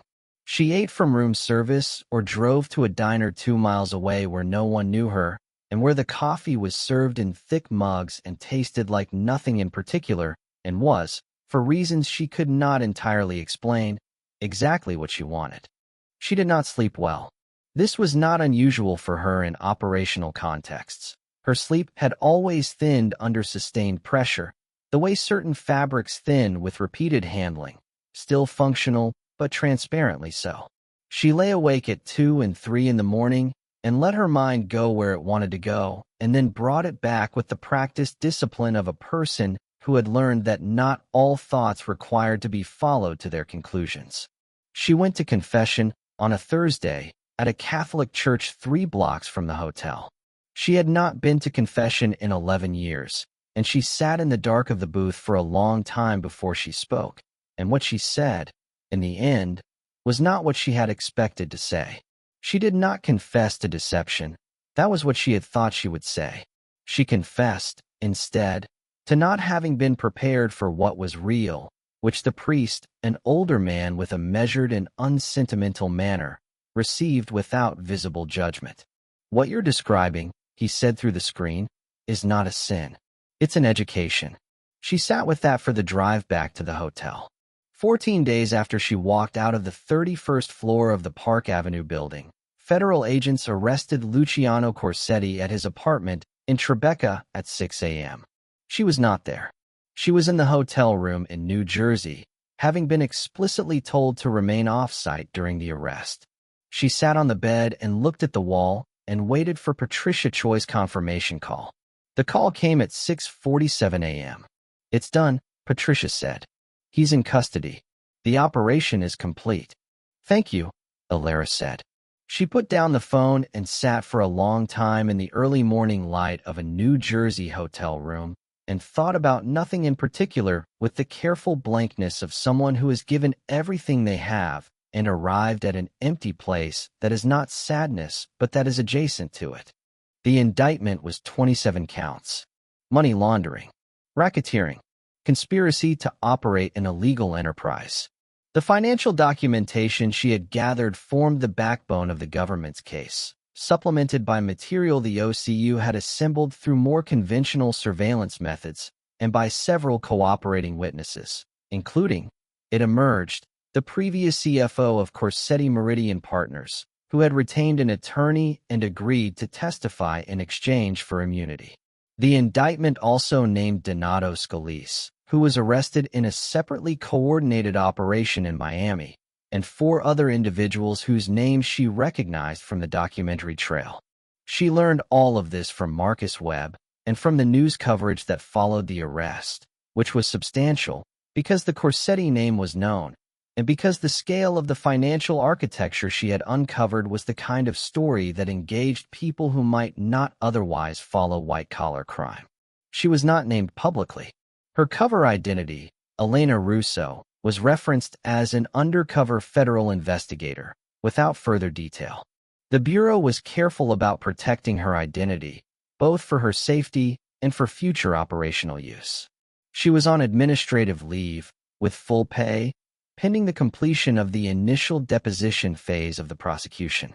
She went back to her apartment in Georgetown and took long walks and cooked meals that she mostly ate and talked to her mother on the phone and read books and waited for something to settle in her chest that was not settling at a rate she found satisfying. On the second week of leave, her personal cell phone, not the bureau line, not the encrypted phone, but the phone that existed as a Lara Mancini and had been quietly suspended for the duration of the operation, rang with a New York number she did not recognize. She almost didn't answer. Elena, Claire Beaumont said. And then, after a pause, or I suppose, I don't know your actual name. I'm sorry. I don't know what to call you. Alara sat down. Alara, she said. My name is Alara. I got your number through. It doesn't matter how. Another pause. Claire Beaumont, she had observed over 4 months, was not a person who paused. She was direct and efficient and moved through professional situations with the precision of someone who had spent 2 decades in the industry. The pauses were a measure of the territory she was trying to navigate. I wanted to ask about the team, specifically about how, about whether the case will, whether they'll be implicated in anything. The team, Alara said. The finance team.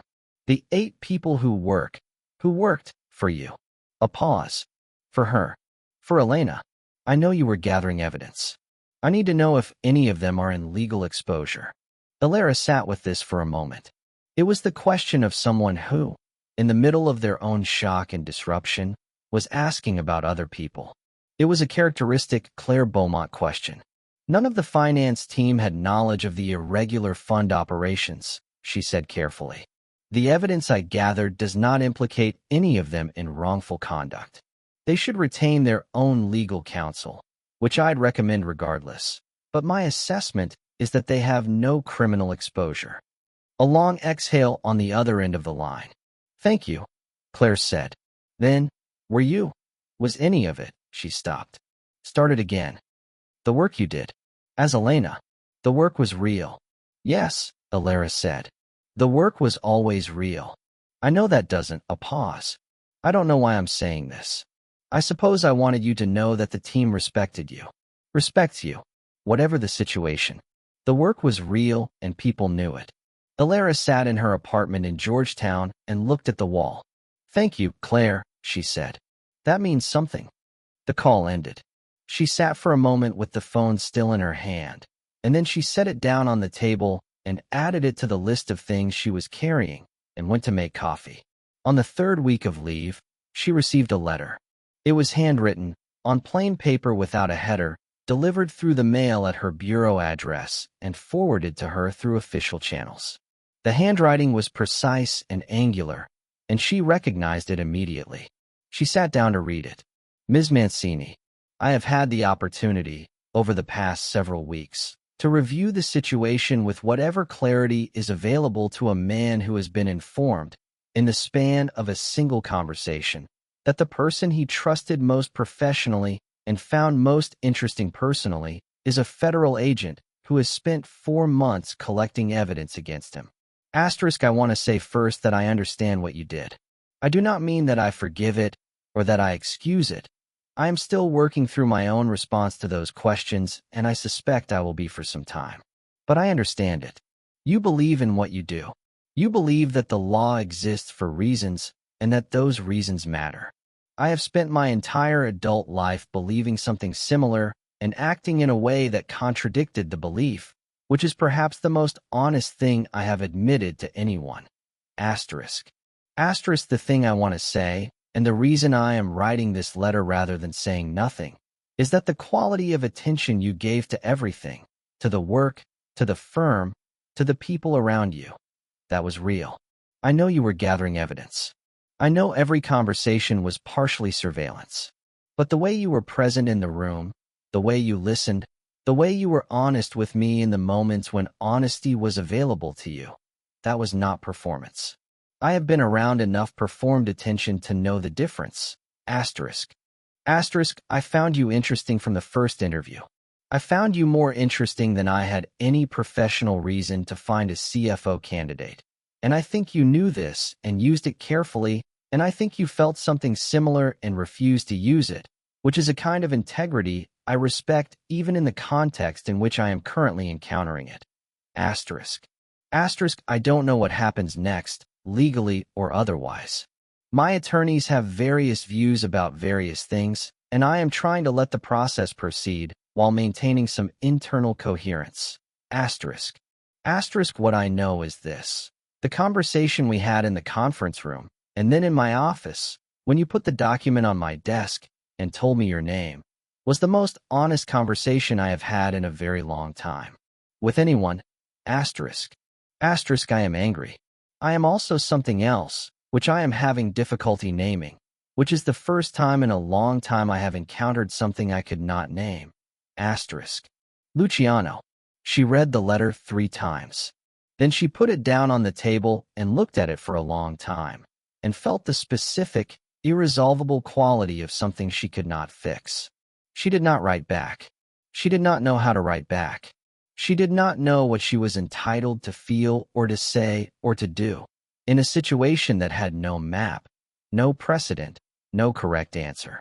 She went for a very long walk along the Potomac. The river was still in the early spring light, and the trees on the Virginia shore were beginning to show the first pale green of leaves coming in, and she walked until her legs were tired and her thoughts were quieter. And then she stood at the edge of the water and thought about all the things that numbers don't lie about and all the things they do. Spring came. She went back to work. Not the same work. The Corsetti case was in the hands of the prosecution team now, and her role had shifted to witness preparation and documentation support, both of which she could do from Washington. She was given a new assignment, a new shell company, a new set of discrepancies to untangle, and she threw herself into it with the focused discipline that had always been her best protection against the things she couldn't resolve. The new assignment was a Delaware-registered holding company with subsidiary operations in 3 jurisdictions and a pattern of real estate transactions that did not match any legitimate business rationale. It was good work, technically demanding, genuinely important, and she approached it with the same systematic rigor she brought to everything. She sat in her actual office at the J. Edgar Hoover building, at her actual desk, with her actual name on the organizational chart, and she felt, for the first several weeks, a disorientation that was difficult to account for, and that she finally identified as the particular strangeness of being herself after an extended period of being someone else. Elena Russo had occupied a great deal of space. Coming back to Alara Mancini, the real version, not the bureau employee who had entered a 31st floor office in November with a false name and a cover story, required a kind of recalibration she had not anticipated. She had been debriefed extensively. The operational debrief had taken 5 days and had covered every aspect of the assignment: what she had done, when, how, and why, and what the results had been. She had answered every question accurately and completely, and the debrief team had been professional and thorough, and at the end of the 5th day Marcus Webb had shaken her hand and said that the Bureau was proud of her work, which was the kind of thing that was said to people who had done important things, and that she received with the composed professionalism of someone who was, privately, somewhat ambivalent about pride as the appropriate emotional frame. She had also been required to complete a psychological evaluation, which was standard for deep cover operations, and which she had approached with the same precision she brought to everything. The evaluating psychologist was a careful man who asked careful questions and who noted, in his report, which she was permitted to read, as was policy, that the subject demonstrated strong professional functioning and appropriate post-operational adjustment, with some indication of unresolved personal conflict arising from the nature of the operation that he recommended be addressed through ongoing therapeutic support. She had started with Dr. Park the following week. The unresolved personal conflict, Dr. Park had said, in their second session, what form does it take? It takes the form of knowing that I did the right thing and that the right thing was also a kind of harm, Alara said. Not to the criminal enterprise, which was the appropriate target, but to the person, to someone who was, in some ways I could not have predicted, something more than just the target. And you find it difficult to hold those two things simultaneously. I find it possible, she said. Not comfortable, but possible. That's a beginning, Dr. Park said. She gave her deposition in May. It lasted 3 days. The government's lawyers were thorough and excellent, and she answered every question with the precision and completeness of someone who had spent 4 months inside the evidence and who believed in what she had done. She believed in it with the part of herself that was a federal agent and a forensic accountant and a believer in accountability. She believed in it. She just also, simultaneously, felt things about it that she could not make neat. The defense attorney, a formidable woman from a firm that represented elite criminal defendants with the aggressive expertise of the very expensive, spent 4 hours cross-examining her on the second day. She asked pointed questions about the ethics of the operation, about the nature of the relationship that had developed, about the disclosure that had occurred in the office. She asked, at one point, whether Alara had romantic feelings for the defendant. Alara looked at the attorney with the steady gaze of 9 years of professional practice and said, "I had professional respect for a person who turned out to be a sophisticated criminal. Whatever feelings I might have been managing personally did not affect the conduct of the operation or the accuracy of the evidence." The attorney looked at her for a long moment. "No further questions," she said. She did not hear from Luciano again. The case proceeded through the federal system with the particular slowness of complex white-collar prosecutions, its progress visible to her through the Bureau's case management systems and the occasional coverage in the financial press. She followed it with the attention of someone who had built the foundation it was built on, and with something else she could not entirely account for. In July, a piece of news reached her through unofficial channels, through Dan Ferretti, who remained the OCU lead on the case and who mentioned it in a case update call with characteristic directness. He's cooperating. She absorbed this. With the prosecution? To a degree. He's not giving up operational details about ongoing criminal activity. His attorneys are maintaining some positions. But he's provided substantial documentation about historical financial operations, including information that's opened up 3 other investigations. In exchange, the DOJ is discussing a significant reduction in the sentencing exposure. How significant? Enough to matter. Ferretti paused. His attorneys are making a case for his role as the financial architect rather than an operational criminal, that he was never personally involved in the violent or drug-related aspects of the family business. The documentation supports that, actually. He's never been connected to any violent conduct. She thought about his face in the conference room. "Tell me, with complete honesty, does it change the case?" she asked. "Not the outcome of your operation, the evidence stands. But it changes what happens to him, probably." She thought about this for a long time after the call ended.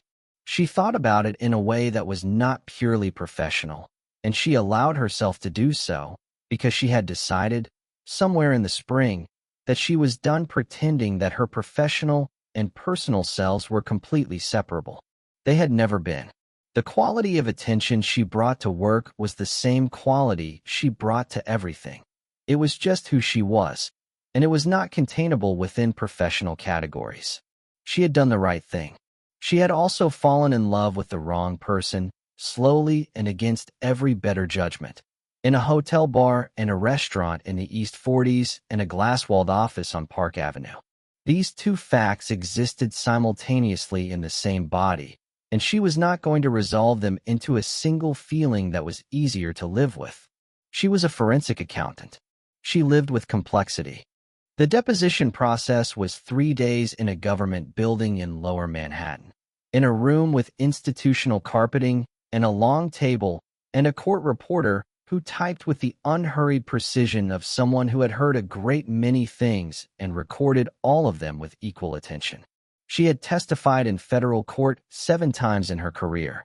She understood the mechanics of the process, the lead-in from the prosecution, the technical sections where her expertise was the point, the cross-examination where the defense attempted to find the space between what she knew and what she could prove. She was good in depositions. She had always been good in depositions. This deposition was different only in that the subject of the investigation was someone she had personal knowledge of in ways that the government's technical case did not capture, and that she was therefore navigating, with great care, not to introduce. The lead prosecutor was a young man named Erickson who was thorough and smart, and who had read every document she had produced, and whose understanding of the financial architecture was, she concluded, genuinely excellent. Not at her level. but well above what she had expected. In the context of our weekly executive meetings, I raised concerns about the transparency and oversight structures of the European and offshore funds. The defendant acknowledged my concerns and indicated he preferred that employees raise such issues directly rather than through indirect channels. Did the defendant ever explicitly acknowledge the nature of the irregular transfers you were documenting? He did not make explicit acknowledgments of the irregular transfers. He acknowledged that the structures were complex and that complexity created oversight challenges. She paused. In a meeting approximately 4 weeks before the close of my operation, he provided me with an internal document management audit that indicated awareness of my document access patterns and asked me to meet with him. In that meeting, I disclosed my identity as a federal investigator. That was a disclosure you made voluntarily? Yes. Can you explain your reasons for making that disclosure at that time? She had prepared this answer in the hotel room in New Jersey over the course of several late nights, with the care of someone who understood that every word would be entered into a permanent record. My document access patterns had been identified, she said. Continued denial would not have been credible to a subject of that intelligence level.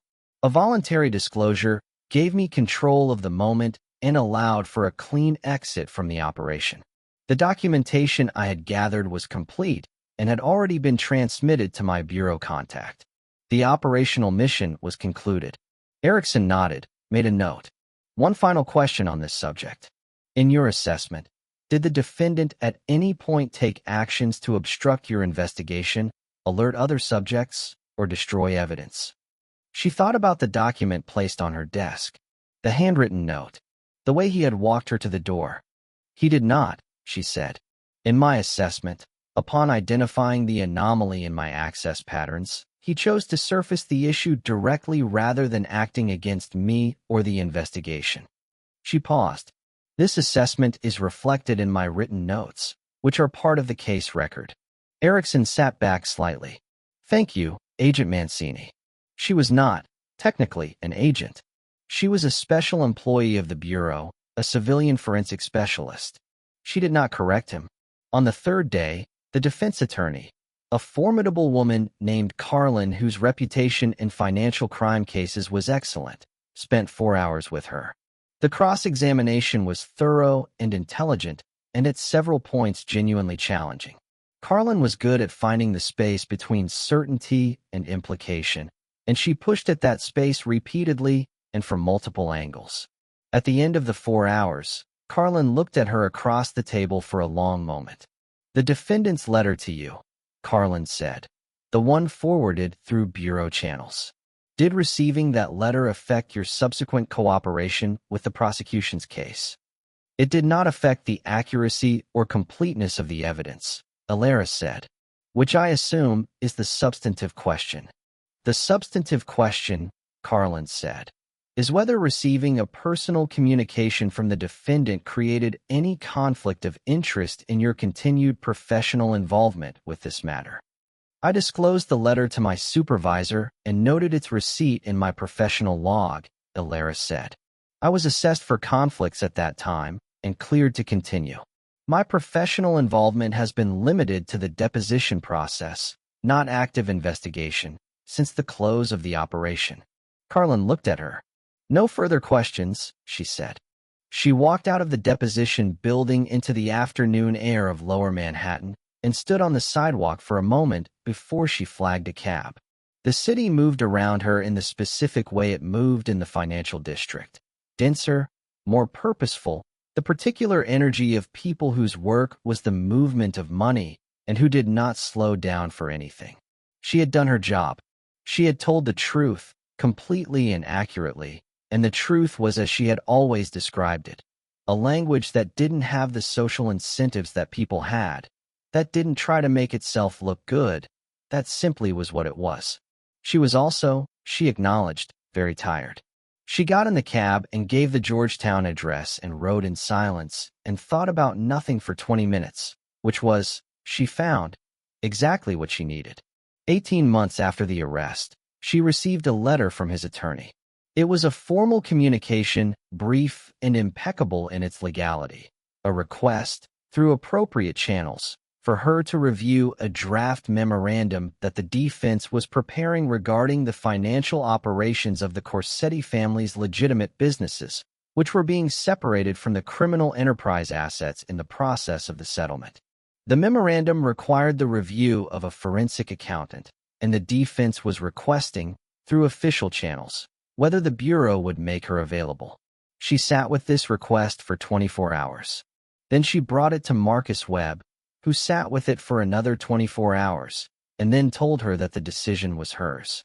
She said yes. The meeting took place in the offices of the defense firm on a Thursday in October, with 3 attorneys present and a DOJ representative and a court-appointed financial monitor and, across a long conference table, Luciano Corsetti. He had lost weight, not dramatically, but perceptibly. He was wearing a suit that was good, but not the same quality as the suit she had seen him wear for 4 months, and his hair was slightly shorter. He looked like someone who had spent 18 months under significant pressure and had managed it well. Not easily, not without cost, but well. He looked at her when she walked into the room. She looked at him. They nodded at each other with the contained courtesy of 2 people who are conducting a professional meeting in the presence of multiple attorneys. And then she sat down and opened her briefcase, and the meeting began. It lasted 4 hours. They did not speak directly to each other during the meeting. All communication went through the attorneys or the monitor, as was appropriate for the context. She reviewed the memorandum, identified 2 significant errors in the asset classification methodology, corrected them with precise notations, and answered 5 follow-up questions from the defense counsel. Throughout all of this, she was aware of him in the way she had always been aware of him, that persistent, inconvenient, specific quality of awareness that had not diminished in 18 months of distance. When the meeting ended, the attorneys gathered their papers. The DOJ representative left. The monitor left. And there was a period of approximately 4 minutes during which the room was clearing, and they were both still at the table, and there were no attorneys immediately between them. "Thank you for coming," he said. His voice was the same. She had not let herself imagine that it would have changed, but she was still relieved that it hadn't. The methodology errors would have created problems, she said. It was in everyone's interest to correct them. Yes. He was looking at her with the specific quality of attention she had spent 4 months trying not to respond to and 18 months trying not to miss. "You look well." "You look," she stopped. Looked at him. "You look like someone who's been through something significant and hasn't been destroyed by it." Something in his face, that small upward pressure at the corners of his mouth. "That's a carefully worded observation," he said. "I've had time to prepare it." One of the defense attorneys reappeared at the doorway, gathering a forgotten folder, and the moment shifted. She picked up her briefcase. He stood up. They were both standing, with the conference table between them and an attorney 15 feet away, and she looked at him one final time with the full weight of everything she had done and everything it had cost and everything she could not fix. "The letter you sent," she said quietly. "I read it many times." "I know you couldn't write back," he said, equally quiet. "I wanted to." The attorney was done gathering papers and turned toward the door. "Ms. Mancini," Luciano said. "Mr. Corsetti." He extended his hand across the table. She shook it, firm, direct, the same as the first time, in the reception area of the 31st floor, when everything was still beginning. "Good luck," he said. "Good luck," she said. She walked out of the conference room and through the lobby of the defense firm and into the October Street, and stood for a moment in the cold air with her briefcase in her hand and the city moving around her in its indifferent, continuous way. Then she walked north, into the wind, without looking back.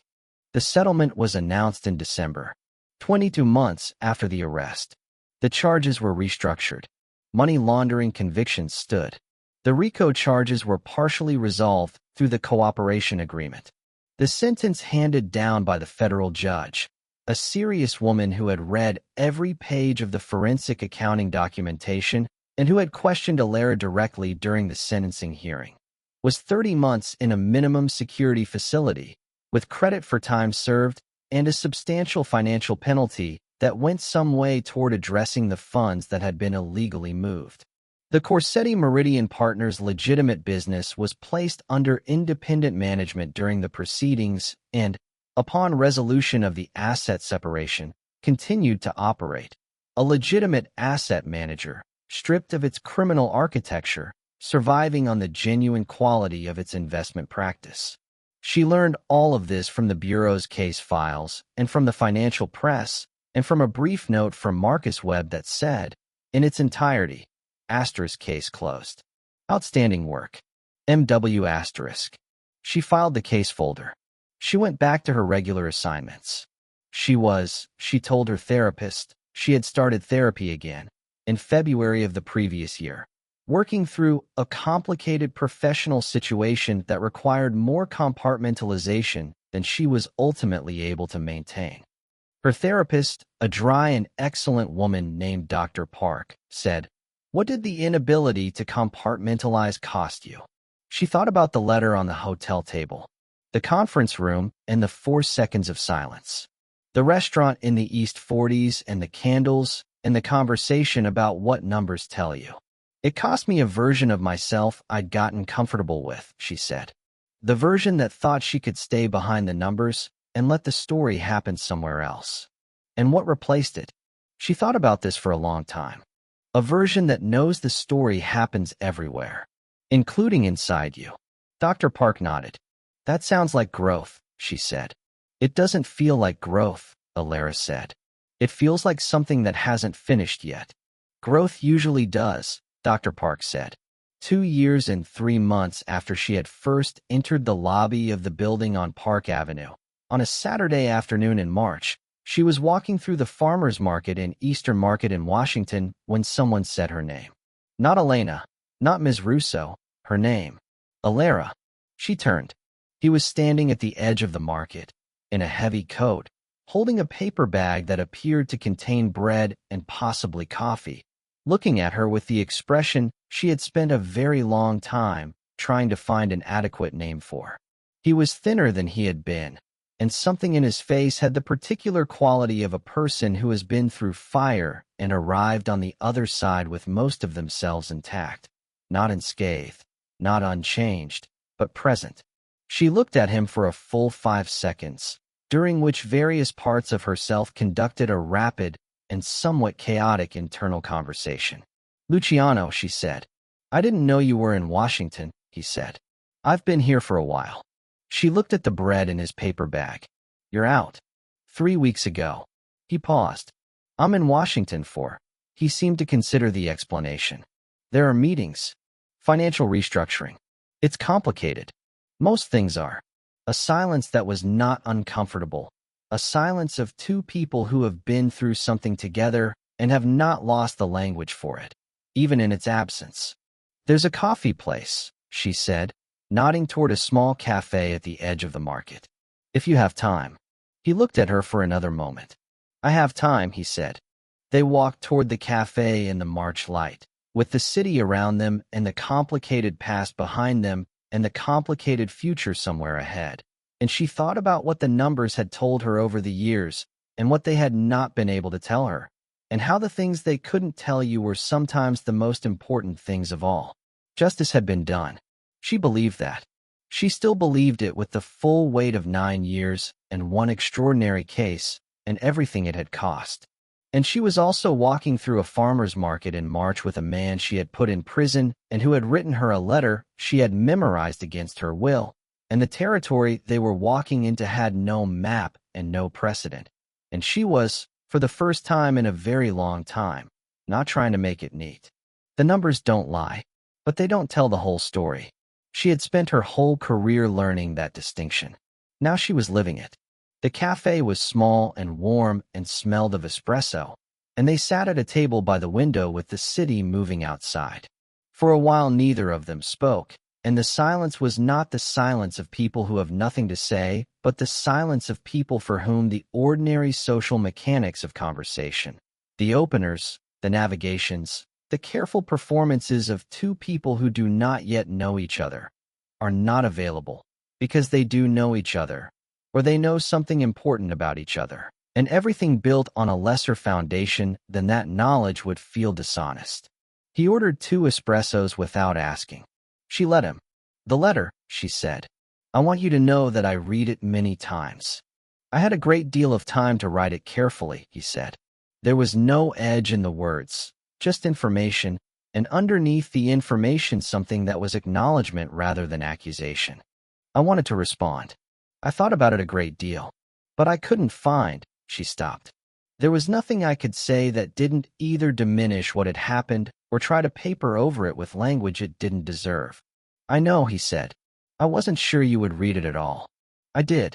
I know that too." He looked out the window for a moment. "Ferretti told me. Not the content, just that it had been received and read." She absorbed this. The idea that he had had a communication channel she hadn't known about, that information had moved between them even in the silence. It should not have surprised her. Information always moved. "You cooperated," she said. "Yes. That wasn't in the original settlement discussions when I left the operation. No, it developed later. Once I had time to think." He looked at her. "I'm not going to pretend that the cooperation was purely civic virtue. The sentence reduction was significant. But it wasn't only that." "What else?" "I had spent a very long time believing that the architecture I built was what I was responsible for," he said. "The financial structures. The legitimate business. The way money moved through certain channels. I told myself that I was a builder of systems, not responsible for the specific uses those systems were put to." He picked up his espresso. That was not quite honest. The admission landed quietly, without drama, in the way that genuine admissions do when the person making them has already processed the emotional dimension and arrived at something factual. "The cooperation," he continued, "included documentation of 4 additional operations that were using structures I had built. Structures I had known, on some level, were being used for purposes I chose not to examine." He set down the cup. "The DOJ opened 3 investigations on the basis of that documentation. I understand some of them are still ongoing." "I know," she said. "I've been following." He looked at her with something that was not quite a smile. "Of course you have," he said. She looked at her own espresso. Outside, the March light was moving through the cafe window in a way that shifted the quality of the room as clouds moved over the sun. Warmer, then cooler, then warm again. "What are you doing now?" she asked. "Financial consulting. Independent, under conditions agreed with the DOJ. Legitimate clients only, which is a requirement I am, perhaps surprisingly, finding it uncomplicated to meet." He paused. "The Washington meetings are with a nonprofit that does financial literacy work in underserved communities. They were interested in my expertise. I am interested in their work. The DOJ approved the engagement." She thought about this.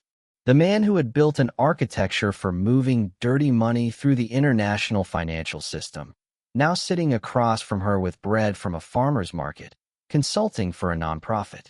"That's unexpected," she said. "Most things that matter are." A pause. "Alara." He said her name, her real name, with the specific care of someone using something that has been important to them in its absence. "I want to ask you something, and I want you to know that I will accept whatever answer you give, without attempting to argue or negotiate." She looked at him. "All right," she said. "Is there a version of this?" He gestured between them, at the table and the cafe and the 2 people on either side of them, that could exist? Given what happened, and what we each are, and the nature of the history. Is there a version that could, honestly, exist? The question was the most carefully phrased question she had ever been asked by someone who was very good at carefully phrased questions. She understood everything it was not saying, not a request, not a plea, not an argument. A genuine inquiry, offered to her for her genuine response. She sat with it. She let the silence be what it needed to be. Then she said, "I don't know what the version looks like.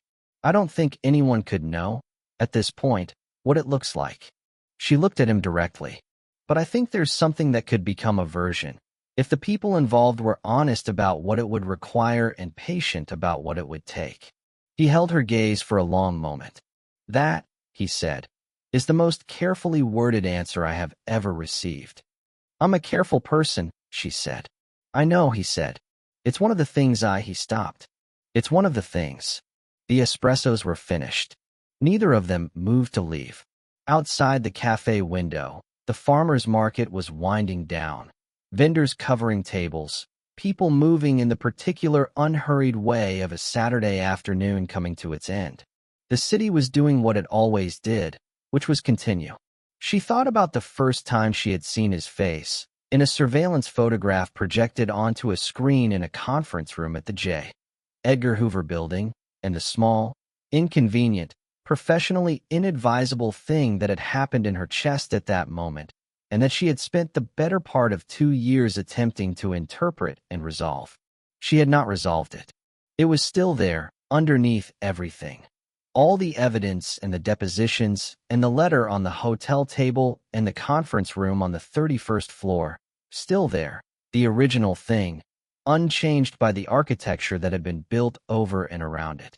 She thought about her father, the accountant from Wilmington, who had once told her that the most important number in any set of figures is the one that doesn't fit the pattern, because that's the one that's telling you the truth. The thing that didn't fit was sitting across from her in a cafe in Washington on a Saturday in March, and it was telling her something she did not yet have a complete language for, but that she intended to learn. Next Saturday, she said, there's a different market, in Georgetown. Better vegetables, worse coffee. She picked up her bag. If you're still in Washington. He looked at her for the length of a long, careful breath. I'll be in Washington, he said. She nodded. She stood up. She put on her coat with the practiced efficiency of a woman who was running a small, cautious experiment and who had the patience to let it proceed at its own pace. Saturday, she said. Saturday, he agreed. She walked out of the cafe into the March air, and the city was around her in its indifferent, continuous way, and she walked toward the subway feeling something she recognized, after a moment, as the particular quality of anticipation that belongs to things that have not yet become what they are going to be. It was, she thought, a good feeling. It was not a neat feeling. But then, she had stopped expecting neat. The following Saturday, she arrived at the Georgetown market at 10 in the morning and found him already there, holding 2 coffees, looking at a display of early-season vegetables with the focused attention of a man who took things seriously. She accepted the coffee. They stayed for 2 hours. The vegetables were excellent.